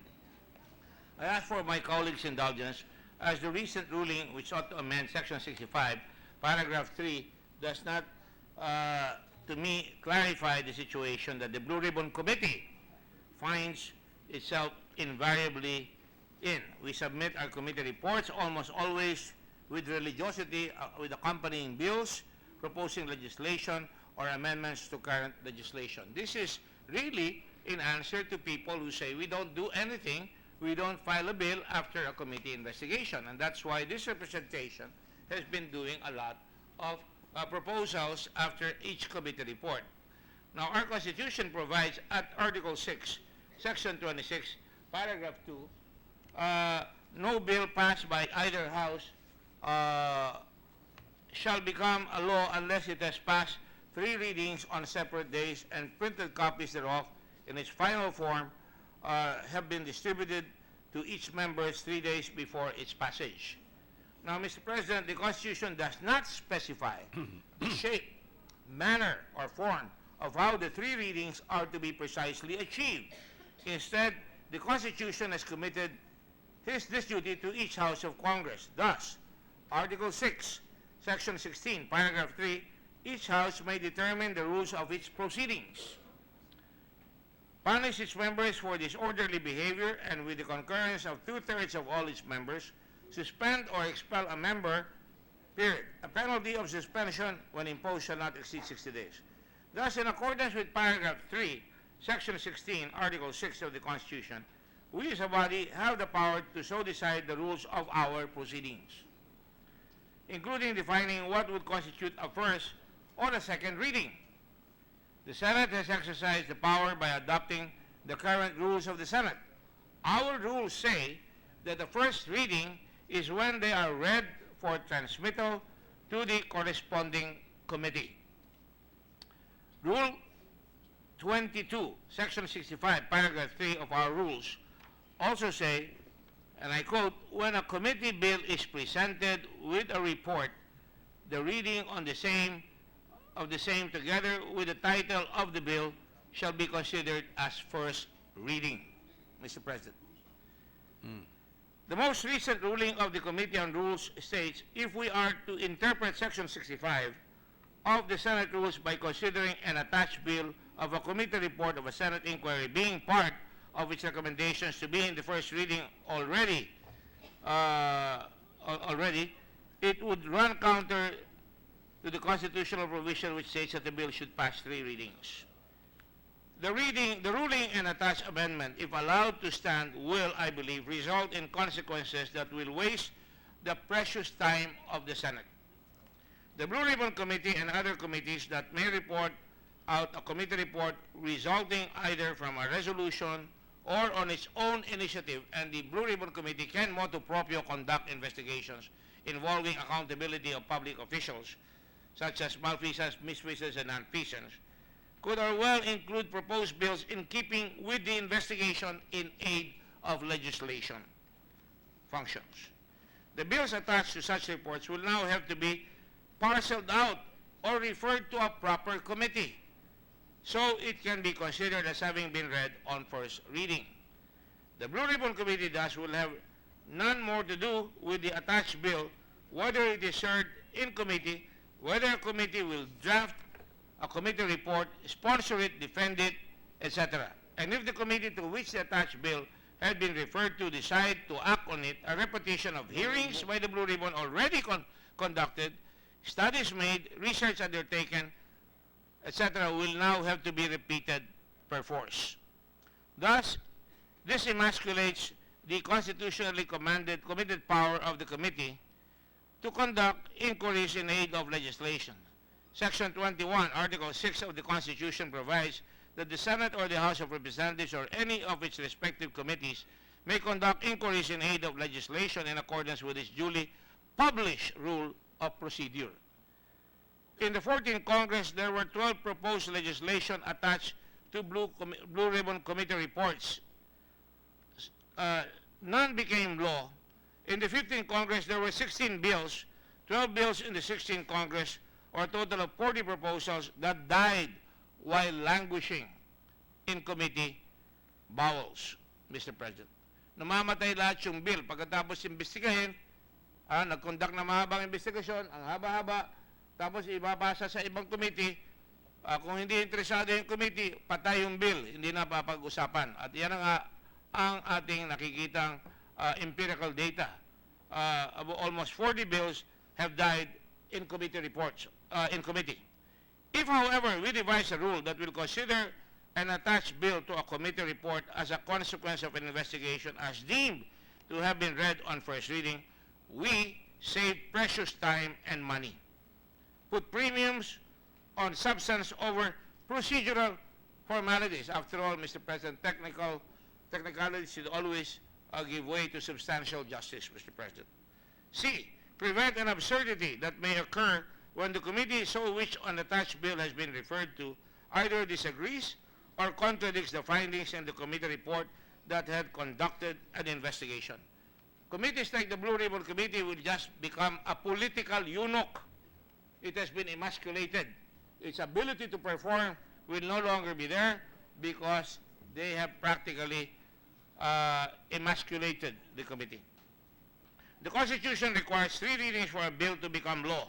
It does not, however, tell us what a first reading is or how it may be done. That is something left for us to do. I thus propose that we consider as having been read on first reading a proposed bill that is attached to an investigation report in a form and manner that is faithful to the Constitution, Mr. President, particularly on the Blue Ribbon. The Blue Ribbon, has a big Senate delegation there. There are about 20 of us there, Mr. President, practically the whole Senate. And, Mr. President, anybody of the Senate can attend there. So it's practically the Senate acting as a committee of the whole, if you will.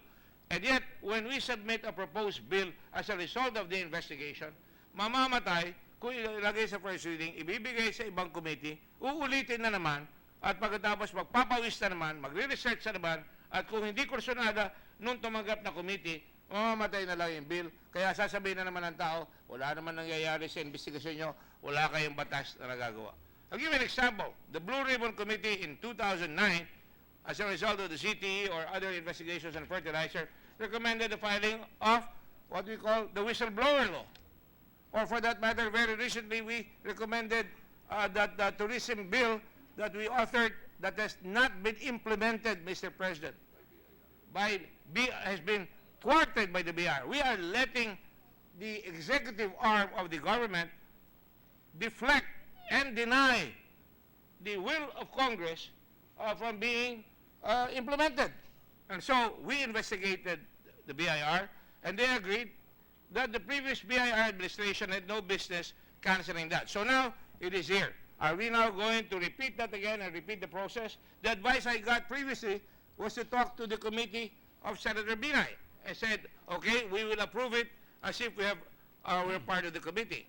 I also went to Cynthia Villar, Senator Cynthia Villar, and she said, I will also agree to the environmental recommendations, Mr. President. And so you have this very, very difficult scenario. Now, I can see where some of us see the wisdom of following the Constitution, which I subscribe. But we are also allowed to make our rules of proceedings which will interpret the first reading, which has not really been interpreted by the Constitution kung ano yun, and say, pagka dumaan na sa committee, lalo na kung Blue Ribbon, na nagbumoto proprio, katulad ng committee, yung customs, moto proprio po yun. Yung Deng Vaxia, moto proprio po yun. Kung maglalabas po tayo ngayon ng report, ibibigay ba uli sa Committee on Health yun? Ibibigay ba uli sa ibang committee yun? At tapos uulitin na naman,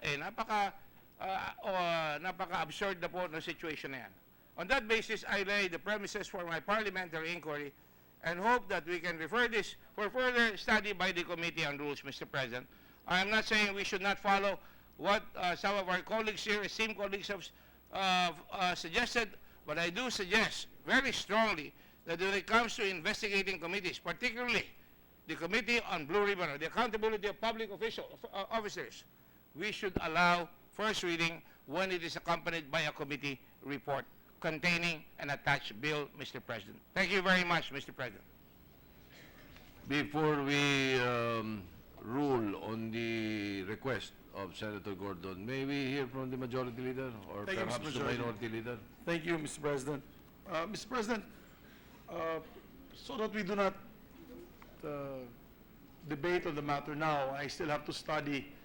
Well, I have my rulings and I have what I had ruled in the past, in February 2 of 2010, on a particular issue of the Blue Ribbon as well, on the fertilizer scam investigation. Perhaps if it's with the permission of the body and permission of Senator Gordon, we take this up with the Rules Committee. I have to constitute anyway the new Rules Committee. Once I constitute the new Rules Committee, we can discuss it there again, once again, and debate it there and come up with the findings on the committee level, and I can take it back up to the plenary, Mr. President, with the permission of Senator Gordon. Of course, Mr. President, willingly. I just wanted to make sure that when it is discussed, we're there. Because the other side has to be represented. I mean, there are really serious concerns about this because we work hard, the staff works hard, and we get people to come in. Sometimes 20 people come in and we have to examine all of them, only to be told that we have to refer it to another committee for further investigation again. I think that is not fair.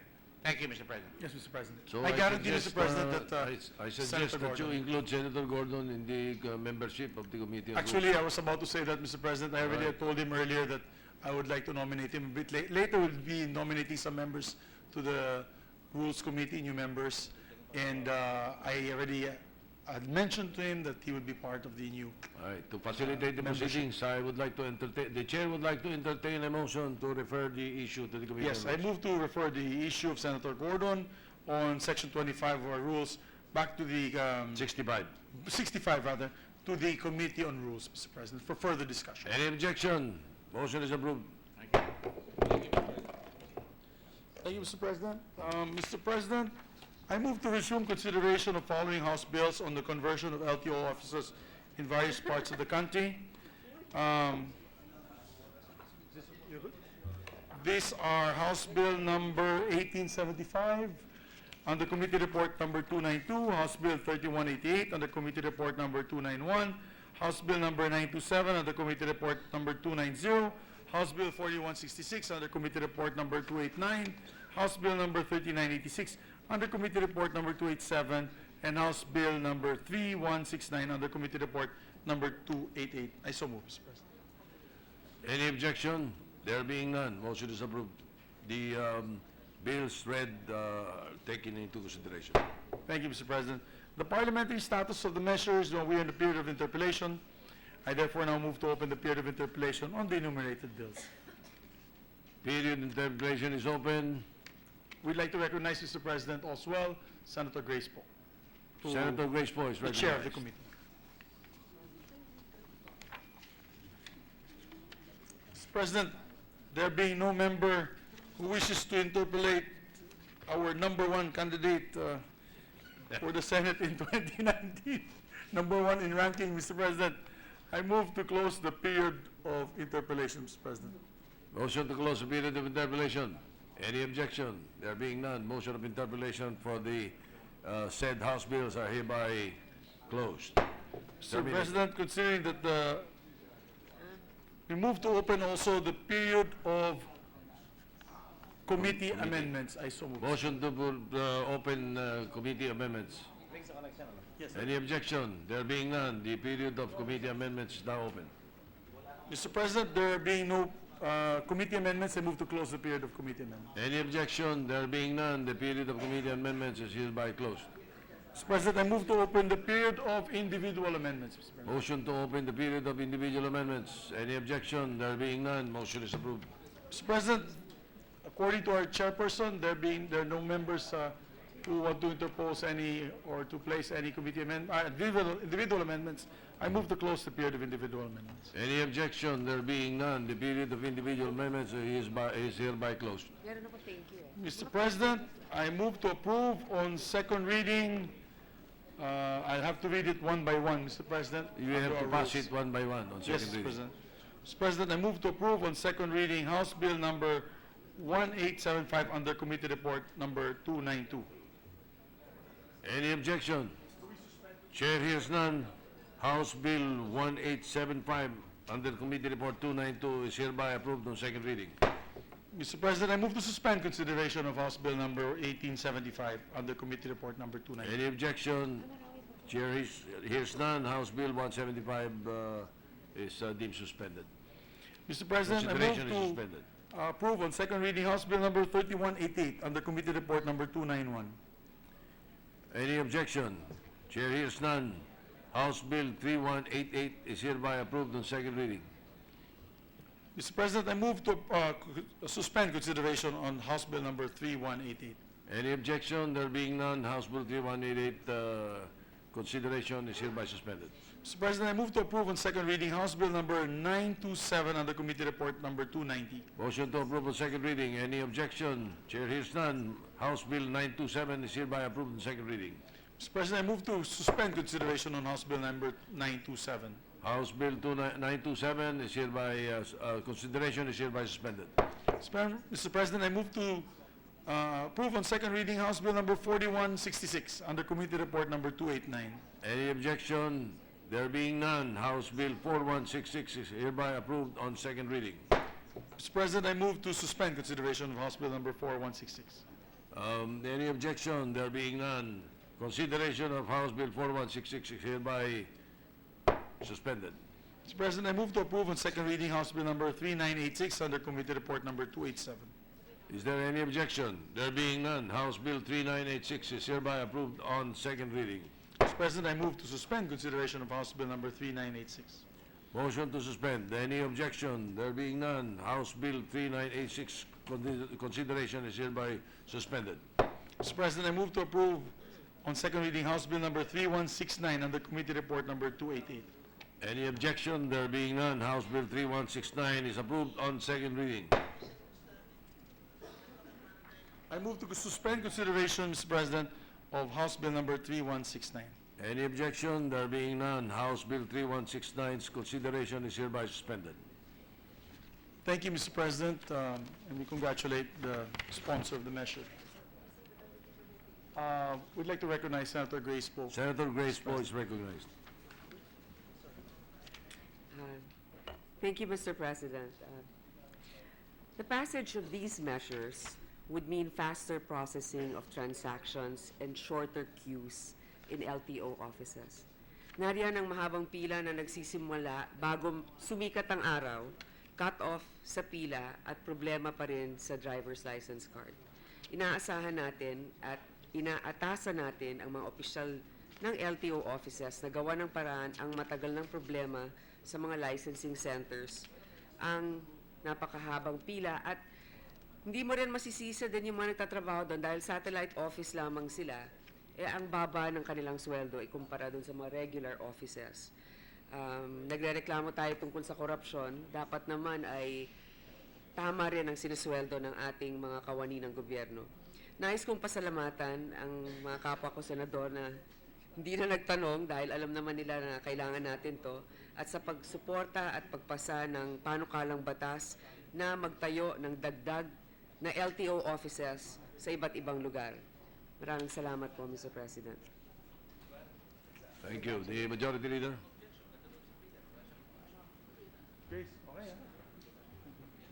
Thank you, Mr. President. Mr. President, I move to resume consideration of the following House bills on establishment, conversion, separation, renaming, and integrating of schools in various parts of the country. These are House Bill number 5780 under Committee Report number 251, House Bill number 6030 under Committee Report number 252, House Bill number 6031 under Committee Report number 253, House Bill number 6602 under Committee Report number 278, House Bill 6603 under Committee Report number 279, House Bill number 6917 under Committee Report number 280, House Bill number 6918 under Committee Report number 281, House Bill number 6919 under Committee Report number 282, House Bill number 6920 under Committee Report number 283, House Bill 6921 under Committee Report number 284, and House Bill number 6971 under Committee Report number 285. I so move, Mr. President. Any objection? There being none, the enumerated House bills are hereby considered. Mr. President, the parliamentary status of the measure is that we are in the period of interpellation. So I therefore move to open the period of interpellations on the enumerated bills. Any objection? There being none, the period for interpellations for the enumerated bills is hereby in order. May we recognize the sponsor of the measure, Mr. President, the Honorable Senator Chis Escudero, the Chairman of the Committee on Education, Arts and Culture. Senator Francis Escudero is recognized. Mr. President, no member registered to interpolate on the measures mentioned by our distinguished majority floor leader. May I therefore move that we close the period of interpellation and debate. Majority President. Leader. With no member wanting to interpolate, Mr. President, we move to close the period of interpellation on these said measures. Any objection? There being none, the period of interpellations are hereby closed for the enumerated House bills. Mr. President, I move to open the period of committee amendments, Mr. President. Period of committee amendments, any objection? Chair hears none, the period of committee amendments is hereby open, and Senator Escudero is recognized. Thank you, Mr. President. Your Committee on Education, Arts and Culture has the honor to present the following committee amendments on the aforementioned House bills by our distinguished majority floor leader. Number 1, on House Bill number 5780 contained in Committee Report number 251, may we propose the following committee amendments.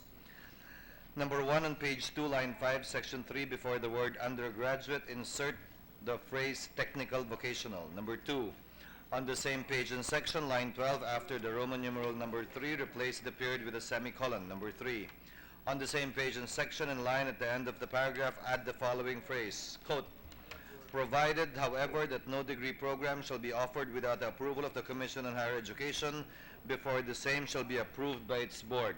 And number 4, on the same page and section, add the following paragraph, the university may operate a reasonably sized laboratory school if it has a college of education. Section 3 shall now read as follows. Section 3, curricular offerings. The university shall offer technical, vocational, undergraduate, and graduate courses in the fields of education, engineering, science and technology, arts and humanities, information and communications technology, liberal arts, legal management, law, medicine, sciences, health-related courses, entrepreneurial program, creative industries, travel management, culinary management, and other relevant courses within its areas of specialization and according to its capabilities as the Board of Regents may deem necessary to carry out its objectives in order to meet the needs of the province of Pampanga and Region 3, provided, however, that no degree program shall be offered without the approval of the Commission on Higher Education before the same shall be approved by its board. The university may operate a reasonably sized laboratory school if it has a college of education. I so move, Mr. President. It goes to say that this is with the approval or the consent of the chamber. You are moving for the approval of the enumerated amendments. Yes, Mr. President. On House Bill number 5780 as contained in Committee Report number 251. Any objection? There being none, With the consent of the chamber, the enumerated amendments are hereby approved. Thank you, Mr. President. Now on House Bill number 6030 contained in Committee Report number 252, we would like to propose the following committee amendments. Are you going to move for the second reading approval of this? While you're at it, why don't you take it up? That will facilitate. I withdraw that earlier motion, Mr. President. Gusto mo ako na lang? Please, yeah, we would like to entertain a motion to close the period of amendments. Mr. Majority Leader. Particular measure, Mr. President, we move to close the period of amendments. Period of amendments. Any objection? Chair hears none. The period of amendments is hereby closed. And then we move to approve on second reading the said measure, Mr. President. Any objection? There being none, House Bill 5780 is hereby approved on second reading. Thank you, Mr. President. Suspended. Moving forward, again as contained... Majority Leader, would like to entertain a motion to suspend consideration. I move to suspend consideration of the said measure, Mr. President. Any objection? Chair hears none. Consideration of House Bill 5780 is hereby suspended. Moving forward, Mr. President, and the enumerated bills of the Majority Leader, following committee amendments to House Bill number 6030 contained in Committee Report number 252. Number 1, on page 2, insert a new section, Section 2, between lines 17 and 18 to read as follows. Quote, Section 2, Assets, Liabilities, and Personnel. All assets, real and personnel and records of the Cebu City Mountain Extension Campus, as well as liabilities or obligations, are hereby transferred to the university. The positions, right, and security of tenure of faculty members and personnel therein employed under existing laws prior to the conversion into a university shall be respected. All parcels of land belonging to the government occupied by the Cebu City Mountain Extension Campus are hereby declared to be the property of the university and shall be titled under its name, provided that should the university cease to exist or be abolished, or should such parcels of land aforementioned be no longer needed by the university, the same shall revert to the LGUs concerned. Number 2, renumber the succeeding sections accordingly. And number 3, on pages 2 and 3, lines 20 and 11 respectively, remove the brackets deleting the provision. I so move, Mr. President. Any objection? There being none, with the consent of the chamber, the proposed amendments are hereby individually approved. Mr. President, I move that we approve on second reading. There being no other amendments, Move to close the period of amendments. we'd like to Mr. close the period of amendments, Mr. President. I so move. Any objection? There being none, the period of amendments is hereby closed. Mr. President, I move to approve on second reading House Bill number 6030 under Committee Report number 252. Any objection? There being none, House Bill 6030 under Committee Order 252 is hereby approved on second reading. Mr. President, I move to suspend consideration of the said measure. Any objection? There being none, House Bill 6030's consideration is hereby suspended. Mr. President, I move to open the period of amendments for House Bill number 6031. Any So moved. objection? There being none, House Bill 6031 is hereby considered. Senator Escudero is recognized. Thank you, Mr. President. Your Committee on Education has the honor to present the following committee amendments to House Bill number 6031 contained in Committee Report number 253. Number 1, on page 1, insert a new section between lines 3 and 4 as follows. Quote, Section 2, Assets, Liabilities, and Personnel. All assets, real and personnel, personnel and records of the Maasin City College, as well as liabilities or obligations, are hereby transferred to the university. The positions, right, and security of tenure of faculty members and personnel therein employed under existing laws prior to the conversion to university shall be respected. All parcels of land belonging to the government occupied by the Maasin City College are hereby declared to be the property of the university and shall be titled under that name, provided that should the university cease to exist or be abolished, or should such parcels of land aforementioned be no longer needed by the university, the same shall revert to the LGUs concerned. And number 2, renumber the succeeding sections accordingly. I so move, Mr. President, for the approval of the aforementioned amendments. Any objection? There being none, with the consent of the chamber, the proposed amendments are hereby deemed individually approved. Mr. President, I move that we close there being no more amendments, we Move to close the period of amendments. Mr. Any objection? There being none, the period of amendments is hereby closed. Mr. President, I move that we approve on second reading House Bill number 6031. Any objection? There being none, House Bill 6031 is hereby approved on second reading. Mr. President, move to suspend consideration of House Bill number 6031. Any objection? There being none, House Bill 6031's consideration is hereby suspended. Mr. President. Mr. President. Yes, Senator Escudero. Thank you. With the permission of the body, the succeeding House bills mentioned by the distinguished Majority Floor Leader, I would like to make a manifestation that there are no committee amendments, nor are there proposed individual amendments. Namely, for House Bill number 603, 6602? 6602, 6603, 6917, 6918, 6919, 6920, 6921, and 6971. May I therefore ask our Majority Leader to make the corresponding motion to close the period of both committee and individual amendments and for the approval of the same on second reading. Thank you, Mr. President. Thank you, Mr. President. Mr. President, under our rules, we'll have to do it one by one, but I can do this for the sponsor, Mr. President. Yeah, we can, they are under consideration based on a motion that you earlier, that we earlier approved. So they're on consideration. Yes, Mr. President. As the practice before, we can take it up individually when we pass it on second reading or third reading.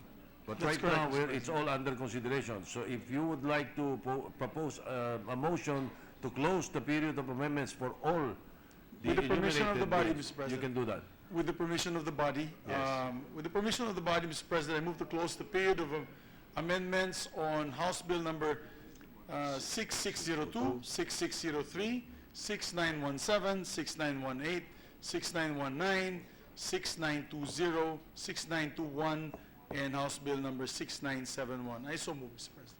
Any objection? There being none, period of amendments are hereby closed for the enumerated House bills. Thank you, Mr. President. Mr. President, I move to approve on second reading House Bill number 6602, 6603, 6917. Second reading, let's take up 6602 first. Okay, One by Mr. one, Mr. President, President. I move to approve on second reading House Bill number 6602. Mr. President, I so move. Any objection? There being none, House Bill 6602 is approved on second reading. Thank you, Mr. President. I move to suspend consideration of House Bill number 6602. Any objection? There being none, House Bill 6602 consideration is hereby suspended. Mr. President, I move to approve on second reading House Bill number 6603. Any objection? There being none, House Bill 6603 is hereby approved on second reading. I move to suspend consideration, Mr. President, of House Bill number 6603. Any objection? There being none, consideration of House Bill 6603 is hereby suspended. Mr. President, I move to approve on second reading House Bill number 6917. Motion to approve. Any objection? There being none, House Bill 6917 is hereby approved on second reading. Mr. President, move to suspend consideration on House Bill number 6917. Any objection? There being none, consideration of House Bill 6917 is hereby suspended. Mr. President, I move to approve on second reading House Bill number 6918. Any objection? Chair hears none. House Bill 6918 is approved on second reading. Mr. President, I move to suspend consideration of House Bill number 6918. Any objection? There being none, House Bill 6918's consideration is hereby suspended. Mr. President, move to approve on second reading House Bill number 6919. Yes, sir. Any objection? There being none, House Bill 6919 is approved on second reading. Mr. President, move to suspend consideration of House Bill number 6919. Consideration, any objection? There being none, consideration of 6919 is hereby suspended. Mr. President, move to approve on second reading House Bill number 6920. I so move, Mr. Any objection? There being none, House Bill 6920 is approved on second reading. Mr. President, move to suspend consideration of House Bill number 6920. Any objection? There being none, House Bill 6920's consideration is suspended. Mr. President, I move to approve on second reading House Bill number 6921. I so move, Mr. Any objection? There being none, House Bill 6921 is approved on second reading. Mr. President, I move to suspend consideration of House Bill number 6921. Consideration of, any objection? There being none, consideration of House Bill 6921 is hereby suspended. Mr. President, I move to approve on second reading House Bill number 6971. I so move. Mr. Any objection? The chair hears none. The House Bill 6971 is approved on second reading. Mr. President, I move to suspend consideration House Bill number 6971. Any objection? Hearing none, consideration of House Bill 6971 is hereby suspended. Thank you, Mr. President. Congratulations to the sponsor of this said measure, Senator Chis Escudero.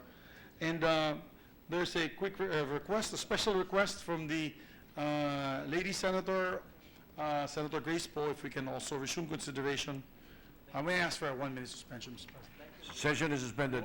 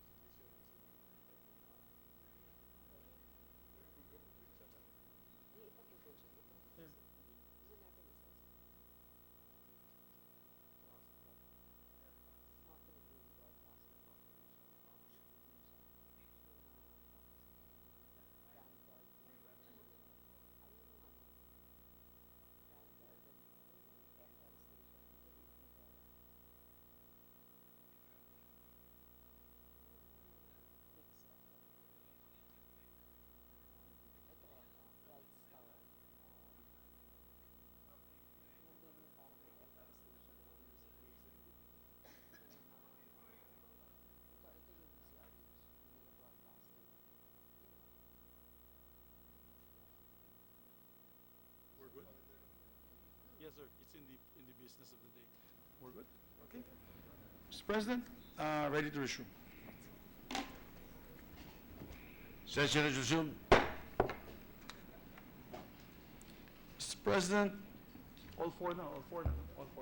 Mr. President, I move to resume consideration of the following House bills on the extension of franchise of broadcast companies in various parts of the country. These are House Bill number 4136, under Committee Report number 239, House Bill number 5635 under Committee Report number 294, House Bill number 5716 under Committee Report number 295, and House Bill number 5349 under Committee Report number 296. I so move, Mr. President. Any objection? There being none, consideration of the enumerated House bills is hereby in order.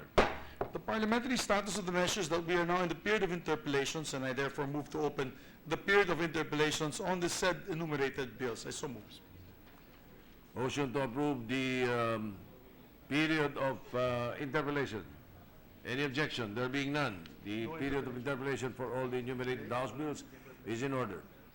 Mr. President, according to the sponsor of the said measure and looking at our list as well, there are no members who signified their wish to interpellate. They therefore move to close the period of interpellation, Mr. President. Any objection? There being none, period of interpellation for the enumerated House bills is hereby closed. Mr. President, I move that we open the period of committee amendments, Mr. President. Any objection? There being none, committee amendments, period of committee amendments is now open for the enumerated House bills. We'd like to recognize the sponsor, Senator Grace Poe. Senator Grace Poe is recognized. Committee amendments on page 2, section 4 shall be adopted. May we know the House bill, what's House bill number? House Bill 4136, 4136. Manila Broadcasting Corporation.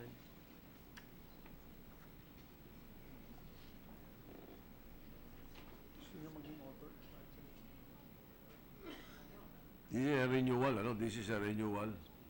Yes, sir. This is DCRH. Yes, sir. Yes, Mr. President. So continue? Okay. Yes, please. On page 2, See. section 4 shall be adopted with amendments and shall now read as follows. Section 4, responsibility to the public. The grantee shall provide free of charge adequate public service time which is reasonable and sufficient to enable the government through the said ITS its broadcasting stations or facilities of the grantee to reach the pertinent populations or portions thereof on important public issues and relay important public announcements and warnings concerning public emergencies and calamities as necessity, urgency, or law may require, provide at all times sound and balanced programming, promote public participation, assist in the functions of public information and education, conform to the ethics of honest enterprise, promote audience sensibility and empowerment, including closed captioning, and not use its stations or facilities for the broadcasting of obscene and or indecent language, speech, act, or scene, or for the dissemination of deliberately false information or and willful misrepresentation to the detriment of the public interest, or to incite, encourage, or assist in subversive or treasonable acts.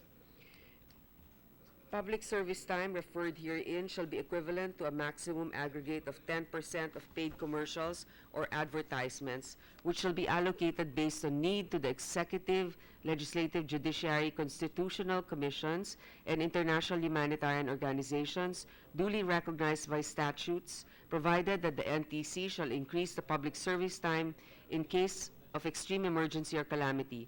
The NTC shall issue rules and regulations for this purpose, the effectivity of which shall commence upon applicability with other similarly situated broadcast network franchise. On page 4, between lines 8 and 9, insert new provisions which shall read as follows. Section 11, commitment to provide and promote the creation of employment opportunities. The grantee shall create employment opportunities and shall allow on-the-job trainings in their franchise operations, provided that priority shall be accorded to the residents in area where their principal office is located, provided further that the grantee shall follow the applicable labor standards and allowance entitlement under existing labor laws, rules and regulations, and similar issuances, provided finally that the employment opportunities or jobs created shall be reflected in the general information sheet to be submitted to Securities and Exchange Commission annually. Section 12. I so move, Mr. President. Any objection? There being none, the proposed amendment is hereby approved. Section 12, tax provisions. The grantee, its successor, or assignee shall continue to be subject to all applicable taxes, duties, fees, or charges and other impositions under Republic Act Number 8424, otherwise known as the National Internal Revenue Code of 1997, as amended, and other applicable laws. And that's it. I so move, Mr. President. Any objection? There being none, the proposed amendment is hereby approved. And last 3, renumber succeeding sections accordingly. I so move, Mr. President. Motion to renumber. Any objection? There being none, the motion is approved.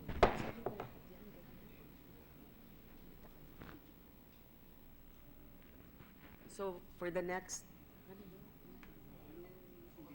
no individual. Mr. President, I move to close the period of amendments. Any objection? There being none, the period of amendments is hereby closed. Thank you, Mr. President. Before we approve this on second reading, with the permission of the sponsor, can all those members of the Senate here be made co-sponsor of the measure, knowing fully well that we're very close friends with the DZRH family? Of course, gladly, Mr. President. I think we've all had an experience one time or another being able to reach out to our constituents through the public service being provided by the Manila Broadcasting Company. In fact, my mom was a talent when she was, before she was even married, as a radio voice talent, Mr. President. Thank you, Mr. President. She still listens to that radio station every morning. Yeah, of course. I know. I know. I listened to that too, Mr. President, sa mga bubwit ni Deo Macalma. And Mr. President, that makes us present here, that is Senator Gordon, Senator Ontiveros, Senator Drilon, Senator Ralph Recto, and also Senator Coco Pimentel he Yes. had requested as well, and myself and the Senate President, Mr. President, with the permission of the Yes, sponsor. in I that think case, Senator Escudero also. Yes, Senator Scudero as well, Mr. President. the enumerated members are, the Secretariat is hereby directed to note the co-sponsors with the permission of the authors or the sponsor, the main sponsor. Thank you, Mr. President. Mr. President, I move to approve on second reading House Bill number 4136 under Committee Report number 293. Any objection? There being none, House Bill 4136 is approved on second reading. Mr. President, I move to Suspend. consideration of House Bill number 4136. Any objection? There being none, consideration of House Bill 4136 is hereby suspended. Mr. President, I move to open the period of interpellation, on amendments rather, on House Bill number 5635 under Committee Report number 294 and recognize the sponsor of the measure. Any objection? There being none, period of amendments is hereby considered for House Bill 5635. Okay, Mr. President, Senator Paul. this is House Bill, 5635, under Committee Report number 294. The following are the committee amendments. The committee on page 2, section 4, shall be adopted with amendments and shall now read as follows. Section 4, responsibility to the public. The grantee shall provide free of charge adequate public service time which is reasonable and sufficient to enable the government through its broadcasting stations or facilities of the grantee to inform, reach the pertinent populations or portions thereof on important public issues and relay important public announcements and warnings concerning public emergencies and calamities as necessity, urgency, or law may require, provide at all times sound and balanced programming, promote public participation, assist in the performance of the functions of public information and education, conform to the ethics of honest enterprise, promote audience sensibility and empowerment, including closed captioning, and not use its stations or facilities for the broadcasting of obscene and or indecent language, speech, act, or scene, or for the dissemination of deliberately false information and willful misrepresentation to the detriment of the public interest, or to incite, encourage, or assist in subversive or treasonable acts.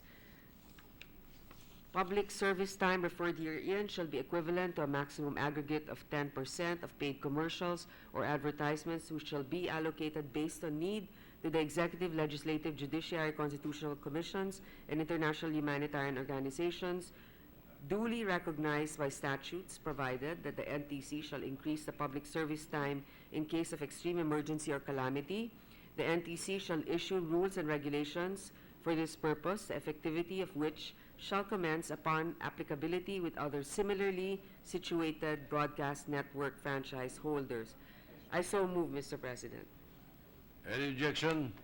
There being none, the proposed amendments are hereby approved. On page 4, between lines 11 and 12, insert new section that shall read as follows. Section 10, commitment to provide and promote the creation of employment opportunities. The grantee shall create employment opportunities and shall allow on-the-job trainings in their franchise operations, provided that priority shall be accorded to the residents in area where their principal office is located, provided further that the grantee shall follow the applicable labor standards and allowance entitlements under existing labor laws, rules and regulations, and similarly issuances, provided finally that the employment opportunities or jobs created shall be reflected in the general information sheet to be submitted to the Securities and Exchange Commission annually. I so move, Mr. President. Any objection? There being none, amendment is hereby approved. Section 11, tax provisions. The grantee, its successors or assignees shall continue to be subject to all applicable taxes, duties, fees, or charges and other impositions under Republic Act Number 8424, otherwise known as the National Internal Revenue Code of 1997 as amended, and other applicable laws. And I so move, Mr. President. Any objection? There being none, the proposed amendment is hereby approved. Renumber succeeding sections accordingly, Mr. President. I so move. Any objection? There being none, the sections are hereby renumbered.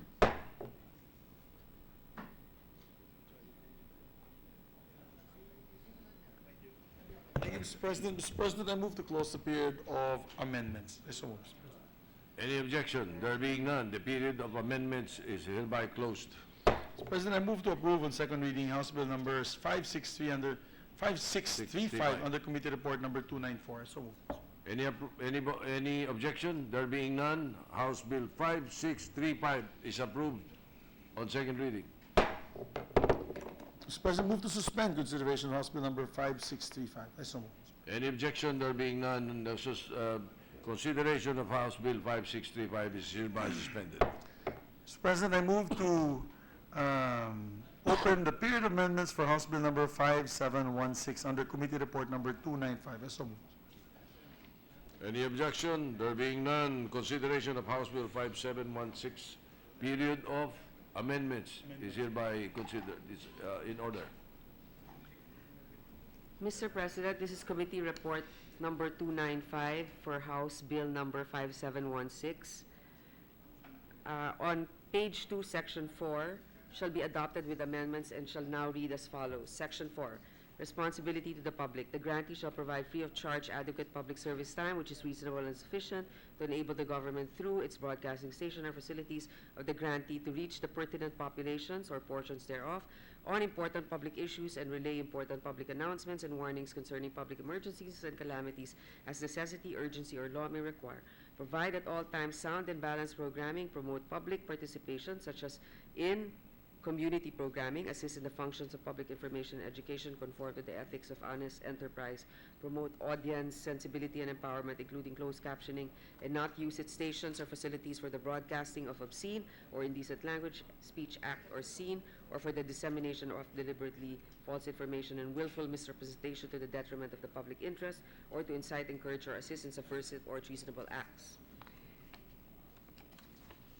Public service time referred herein shall be equivalent to a maximum aggregate of 10% of paid commercials or advertisements which shall be allocated based on need to the executive, legislative, judiciary, constitutional commissions, and international humanitarian organizations duly recognized by statutes, provided that the NTC shall increase the public service time in case of extreme emergency or calamity.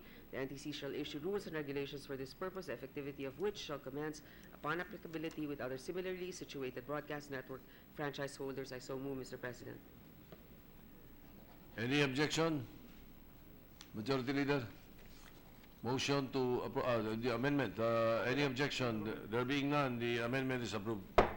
On page 4, after line 17, insert new provisions that shall read as follows. Section 10, commitment to provide and promote the creation of employment opportunities. The grantee shall create employment opportunities and shall allow on-the-job trainings in their franchise operation, provided that a priority shall be accorded to the presidents in areas where their principal office is located, provided further that the grantee shall follow the applicable labor standards and allowance entitlement under existing labor laws, rules and regulations, and similar issuances, provided finally that the employment opportunities or jobs created shall be reflected in the general information sheet to be submitted to the Securities and Exchange Commission annually. Section 11. Section 11. Going back. I so move, Mr. President. Any objection? There being none, the proposed amendment is approved. Section 11, tax provisions. The grantee, its successors, or assignees shall continue to be subject to all applicable taxes, duties, fees, or charges, and other positions under Republic Act Number 8424, otherwise known as the National Internal Revenue Code of 1997, as amended, and other applicable laws. And I so move, Mr. President. Any objection? There being none, the amendment is approved. The succeeding section shall be numbered accordingly. I so move, Mr. President. Any objection? There being none, motion is approved.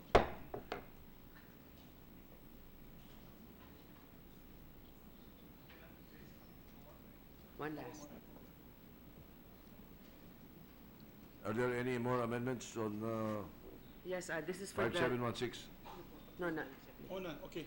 Mr. President, I move to close the period of amendments on House Bill number 5716. I so move, Mr. President. Any objection? There being none, period of amendment for House Bill 5716 is hereby terminated. Mr. President, I move to suspend consideration House Bill number 5716. You will not approve. I'm sorry, on Mr. second President. reading? I move to approve on second reading, Mr. President, House Bill number 5716. Napagod na rin ako, Mr. President. My apologies. We understand. Any objection? There being none, House Bill 5716 is hereby approved on second reading. Hey, you gave me a scare there. Now we will entertain Yes, a Mr. suggestion President, to suspend. I move to suspend consideration of House Bill number 5716. Thank you, Mr. President. Thank you, Majority Leader. Any objection? There being none, consideration of 5716 is hereby suspended.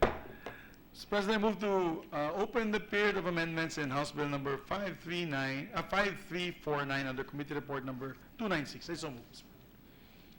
Any objection? There being none, consideration of House Bill 5349 is for the period of amendments is hereby considered in order. Mr. President, this is in consideration for Committee Report number 296, House Bill number 5349.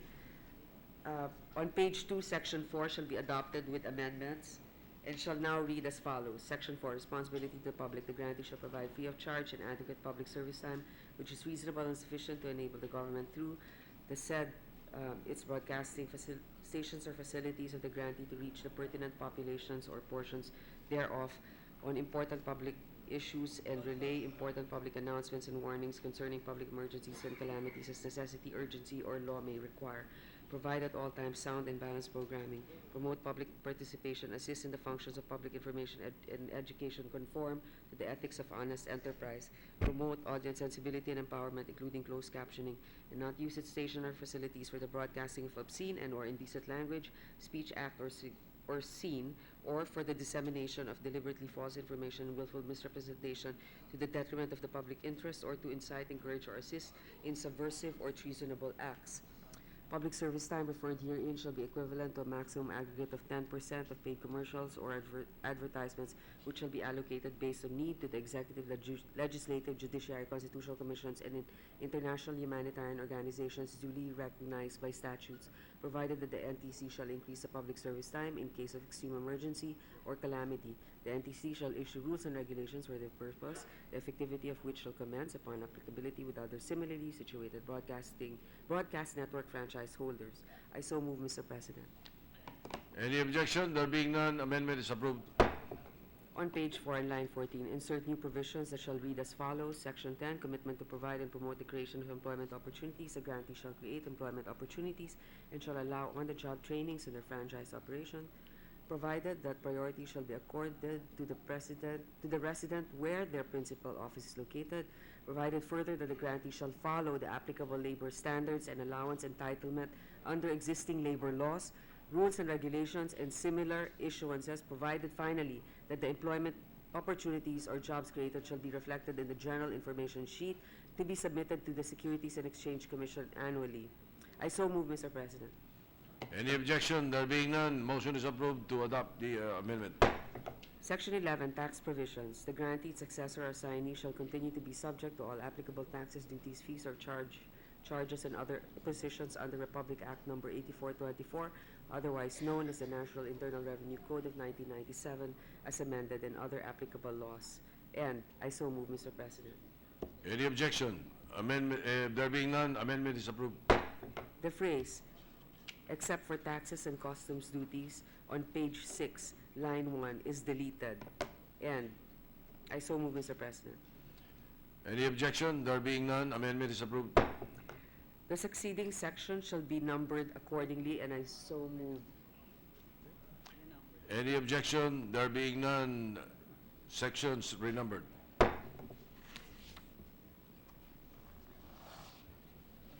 Mr. President, I move to close the period of amendments, Mr. President. Any objection? There being none, the period of amendments hereby closed.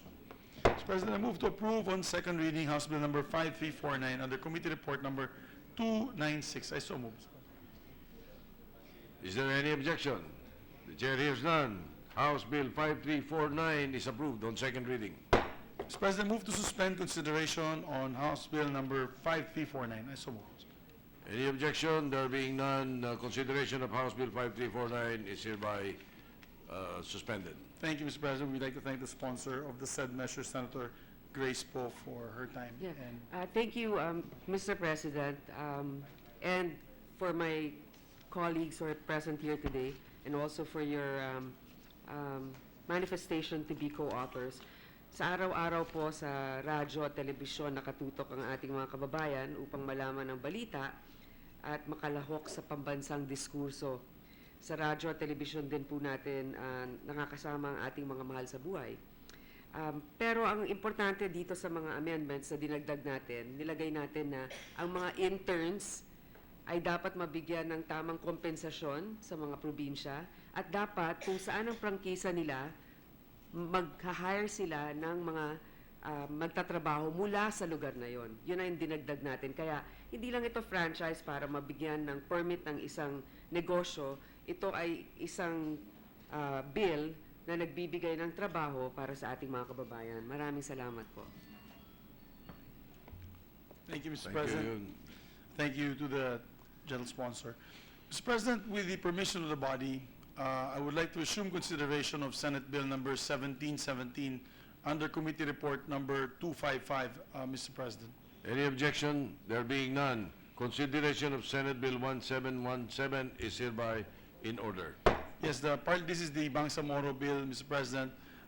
The parliamentary statuses were still in the period of interpellation, and I had asked our Senate President Pro Temp to be acting Majority Floor Leader for the meantime, since our Assistant Majority Floor Leader is also busy with a BICAM, Mr. President. And those to interpolate the measure will be Senator Joel Villanueva. But before we can recognize Senator Joel Villanueva, may I ask for a 1-minute suspension, Mr. President, so that we can arrange, yes, our staff to the... Therefore, let us suspend for probably 3 minutes so I can join former Senator, former Senate President Pimentel for a drink, For a coffee. for coffee. Yes, Mr. President, no objection on that. Session is suspended for a few minutes.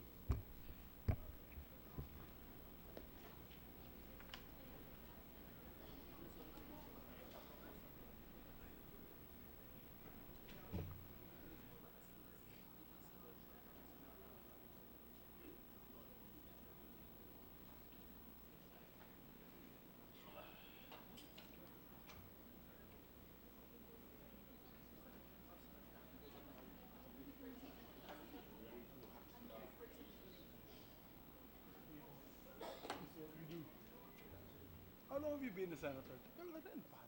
98, di ba? 2000. And then you can run again, di ba?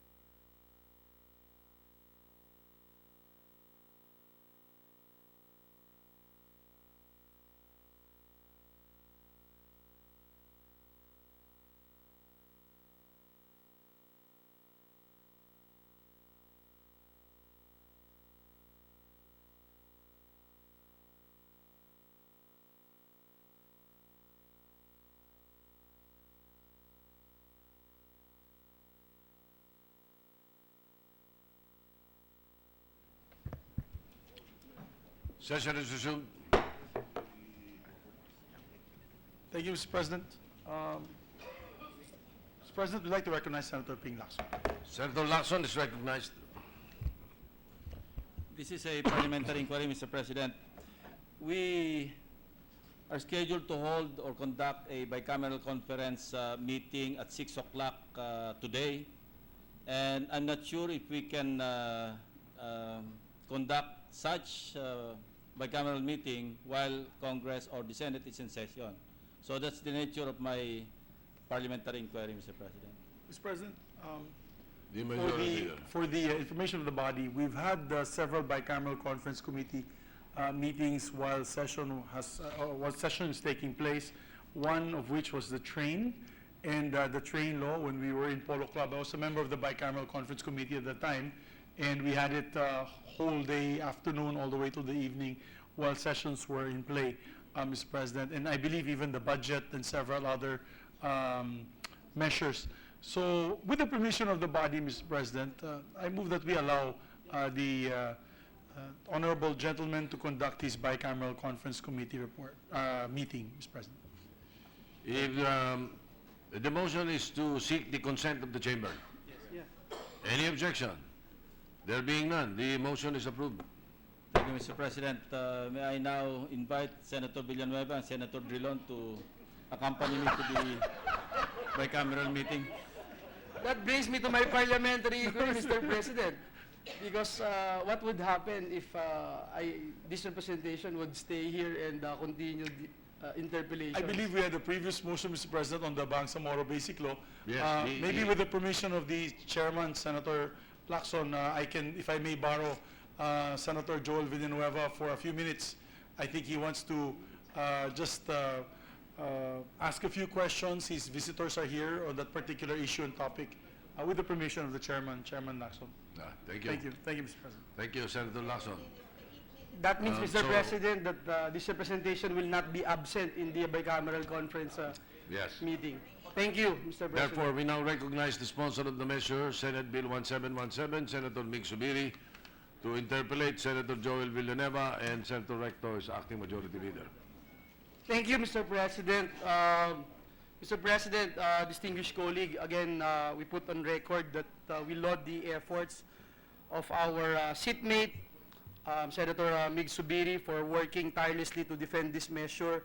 Like him, this representation believes that the Bangsamoro Basic Law will give our Bangsamoro brothers and sisters the ability to experience a greater amount of social, economic, and political freedom to craft a great future for themselves. It is also a tool that can be used to foster change in the Bangsamoro region.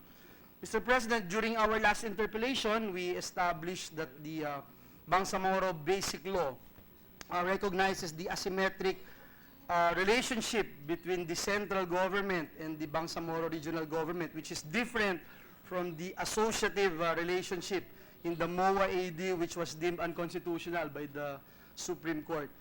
The honorable sponsor, Senator Zubiri, also clarified the concept of subsidiarity, which refers to the mutual exercise of the central government and regional government's competencies, and the parity of esteem, which denotes the recognition and respect that we bestow upon the inhabitants of the Bangsamoro. These terms assure us of the delineation of power in the asymmetric relationship between the central and the regional governments.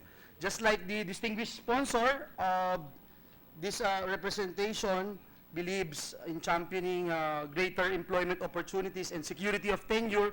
We are truly concerned about the status of government employees and teachers that will be affected by the transition program. Although let me put on record, Mr. President, distinguished colleague, that this afternoon I had a great time fellowshipping with the regional governor who is now present before us, Governor Mujib Hataman. He is so excited to pass this measure so that he will go on vacation as soon as possible. The good sponsor also informed us that there will be mechanisms that will provide separation pay as well as priority in reapplying for equivalent positions in the new government.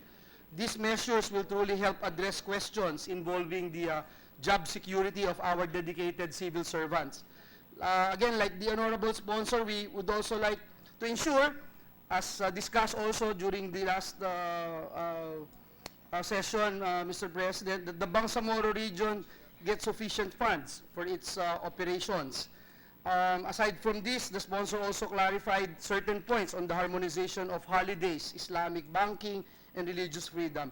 We have also been listening intently to the interpellations yesterday. After the session, we have come to the conclusion that the bill still needs a lot of fine-tuning and adjustments to conform to constitutionality and address the root causes of the problem in the region. So again, I beg the indulgence of the honorable sponsor to allow us to continue with our interpellation to further clarify some of the provisions of the proposed measure.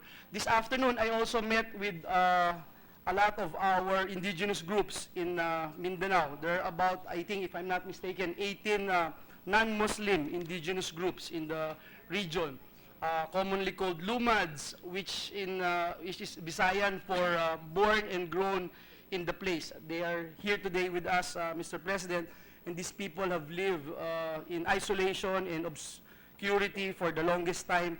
They have also been beyond the reach of basic government programs and services such as the census, healthcare, and education. As our brothers and sisters, they are part of our living indigenous cultural heritage and pre-colonial, colonial, and post-colonial history. However, Mr. President, the reality is that they have been subject to abuse and exploitation by various groups who wish to profit from their ignorance. They have also faced growing discrimination for choosing to maintain their way of life. Thus, this representation, Mr. President, wants to ensure that the rights of our indigenous peoples are recognized under this proposed measure. Looking at this proposed measure, and we commend the BTC for placing provisions regarding indigenous peoples in Article 5, Sections 3 and 4, which make it a responsibility of the regional government to create policies and programs for the promotion and protection of their rights. And Article 7, Section 7, which grants these people reserved seats in Parliament. Mr. President, distinguished colleague, specifically in Article 9, Section 4 states that the Bangsamoro government recognizes the rights of the indigenous peoples and shall adopt measures for the promotion and protection of the rights, including the right to free and prior informed consent, consistent with subsisting laws on indigenous peoples in the Bangsamoro. My question, Mr. President, is that what is the definition of the so-called free and prior informed consent? Are we using the definition, Mr. President, of RA 8371 or the IPRA law as the working definition of the term? Yes, Mr. President. Yes, Mr. President. Before I answer that, Mr. President, I'd like to just recognize also for the record that, and we'd like to appreciate the fact that Governor Mujib Hataman is here with us today. As I mentioned in many of my speeches and interpellations here, one of the best-serving armed governors that we've had. Mr. President, to answer the query of the good gentleman, yes, it is the same explanation, Mr. President. Same definition with the IPRA law. Mr. President, in Article 13, Section 12 of the proposed measure, states that the right of indigenous peoples to free and prior informed consent in relation to development initiatives shall be respected. May we know from the good sponsor the scope of these development initiatives, Mr. President? For example, does their right to free and prior informed consent extend, for instance, to choosing the protected areas to be declared within ancestral domains? For example, you talk about explorations, development, and utilization of natural resources, including but not limited to fossil fuels and uranium, mines and minerals, and renewable energy within, Mr. President, ancestral domains? Yes, Mr. President, we believe, no, the BTC is here, that the idea of this is that if there's development done in their ancestral domain areas, that they have to go through the free prior informed consent mechanism provided for by the IPRA law. The IPRA law, as mentioned, we had a long debate here yesterday with, nice discussion with Senator Ralph on the importance of the respect for national law. So IPRA being the national law of the land, the BTC in its crafting of this particular section maintained that it is in coordinates with the IPRA law. So yes, if there's mineral utilization or exploration, if there's natural resources utilization, there will be other programs of government that will enter their area. They will have to go through the free prior informed consent under the IPRA law. So, Mr. President, will the scope of the right to free and prior informed consent under the IPRA, as mentioned by the good sponsor, will still be recognized under this measure? That is the affirmative, sir. Thank you. That's coming from the sponsor himself, guaranteeing that the interests of the IPs will be protected through this in this particular measure. I appreciate the response of the distinguished sponsor.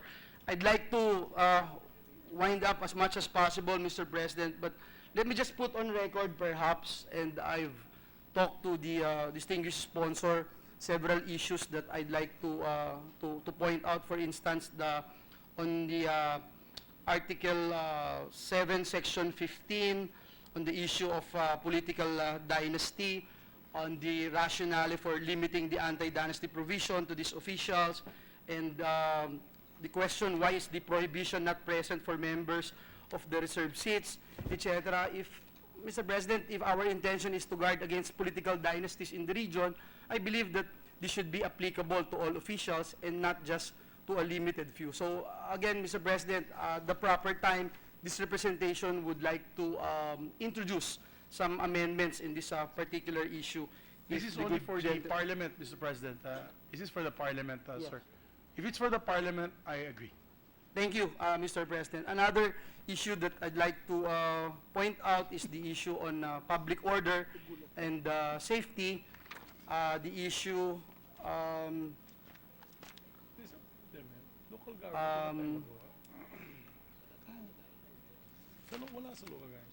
on the powers of the Bangsamoro Autonomous Region.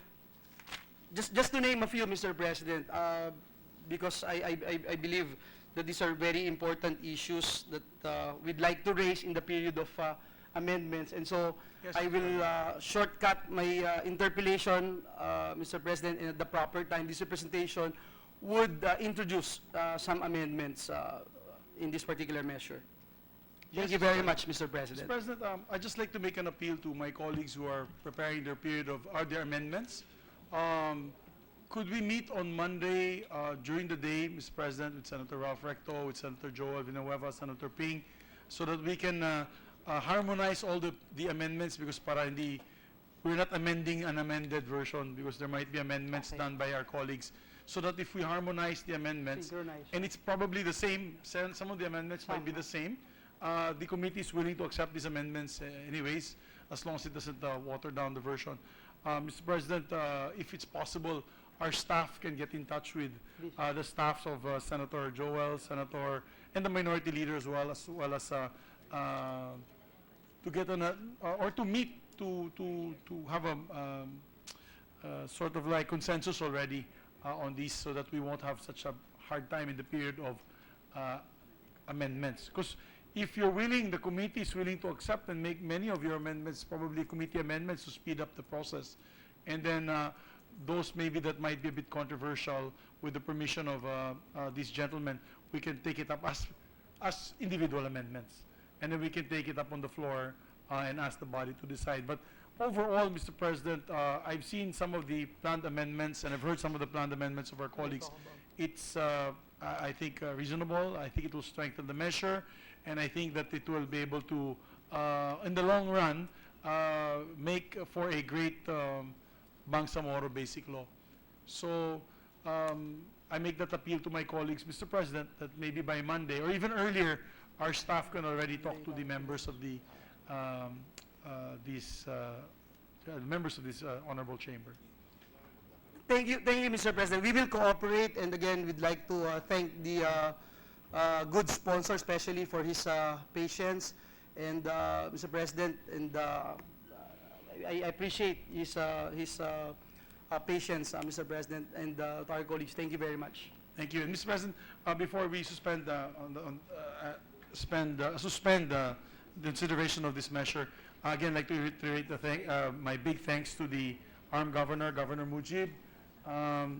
You know, I'd like to put on record that in our hearings in the armed region, he had said many times that he's willing to take to lose political capital in this for peace, that he's willing to cut his term short for peace, and we really truly appreciate that, Mr. President.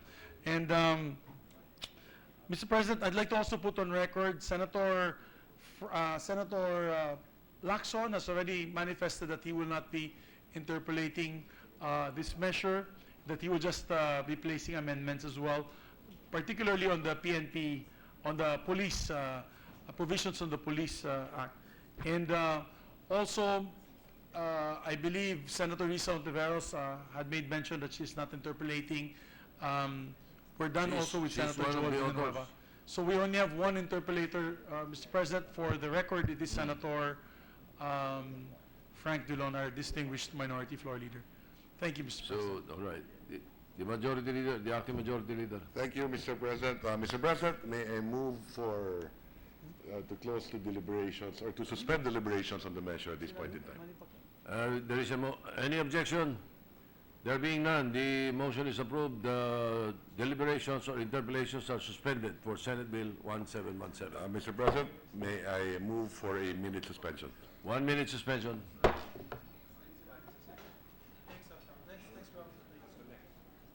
Election na lang, boss, election na lang.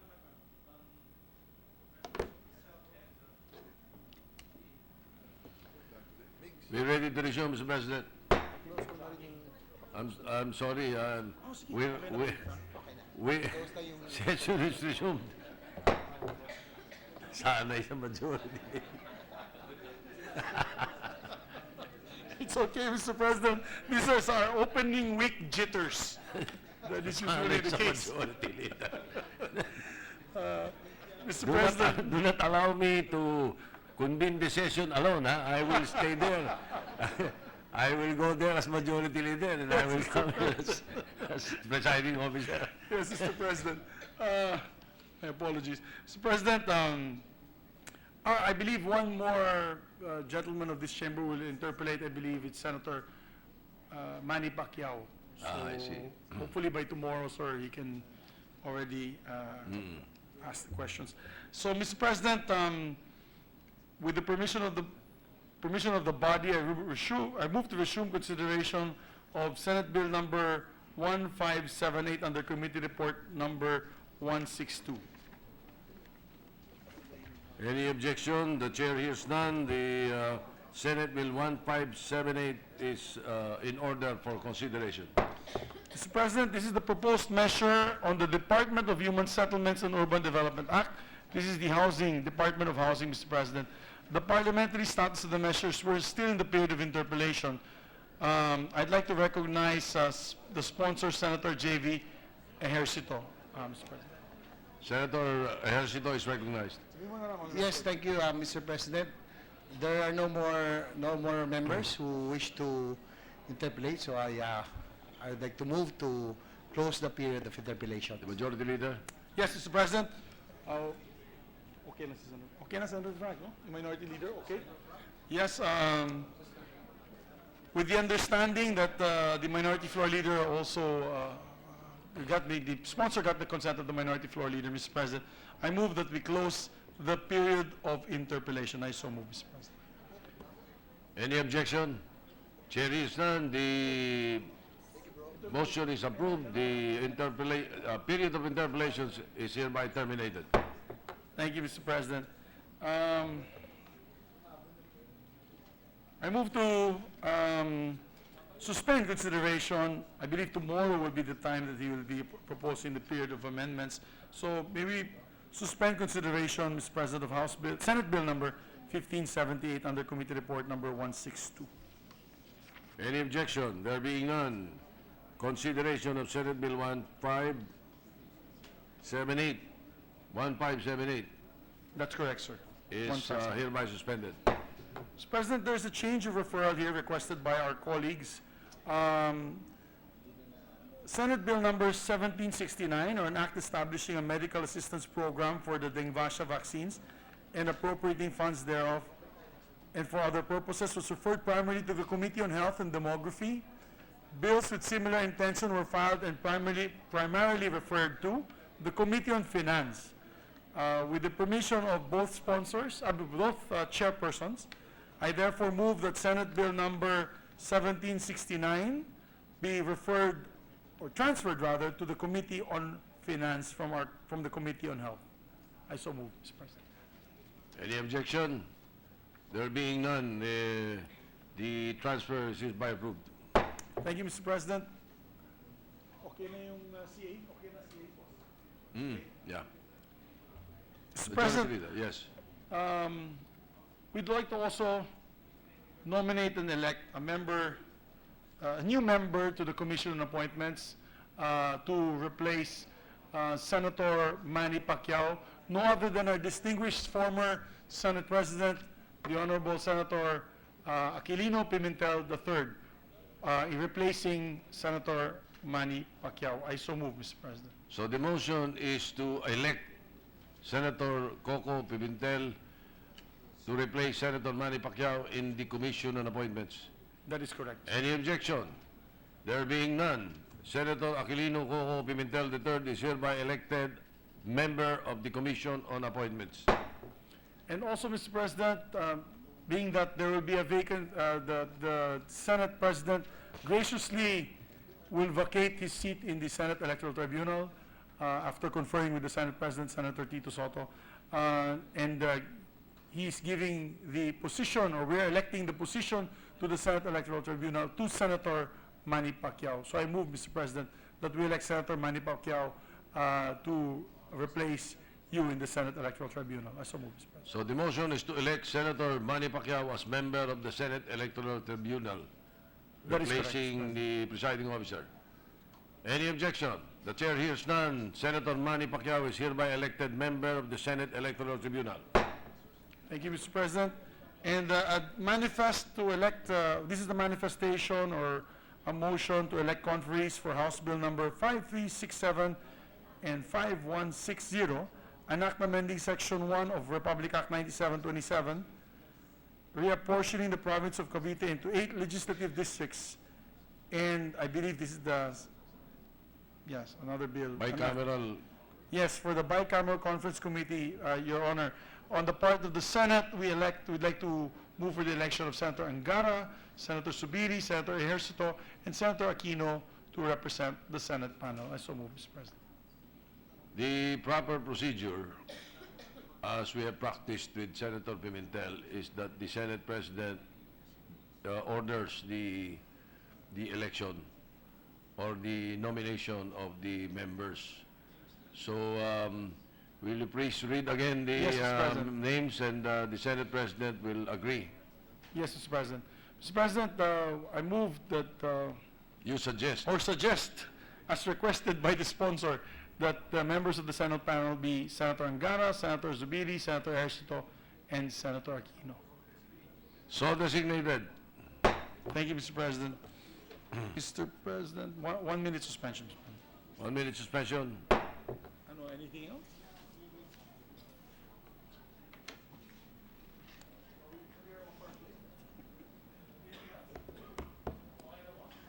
No?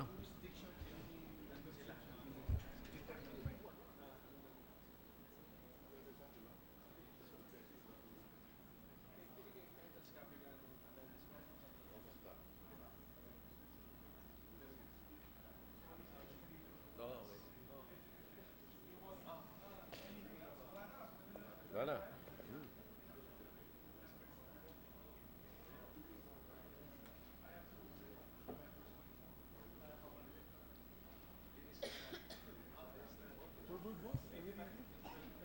Congratulations. Mr. President, with no other matters, we had a good record today. We passed several local bills, and we approved also. The session is adjourned. Oh, thank you, Mr. President. Mr. President, we had a good day today. although we, Mr. President, with there being no other measure, yes, Mr. President, may we recognize Senator Risa Ontiveros? Senator Ontiveros is recognized. Mr. President, just a quick, very friendly observation that compared to most days na maya't maya nagugulat kami sa minority, nakakatuwa rin naman bilang bahagi ng chamber natin dahil sa opening week jitters natin ay maobserbahan din minsan ang majority na nagugulat din sa isa't isa. Salamat po, Mr. President. Thank you for that observation. Therefore, I go to the favorite motion of some of our colleagues, Mr. President, being no other matters to be taken up. I move that we adjourn session until 3 o'clock in the afternoon, Wednesday, May 23, 2018. Is there any objection? There being none, the session is adjourned until 3 o'clock in the afternoon of Wednesday, May 23, 2018.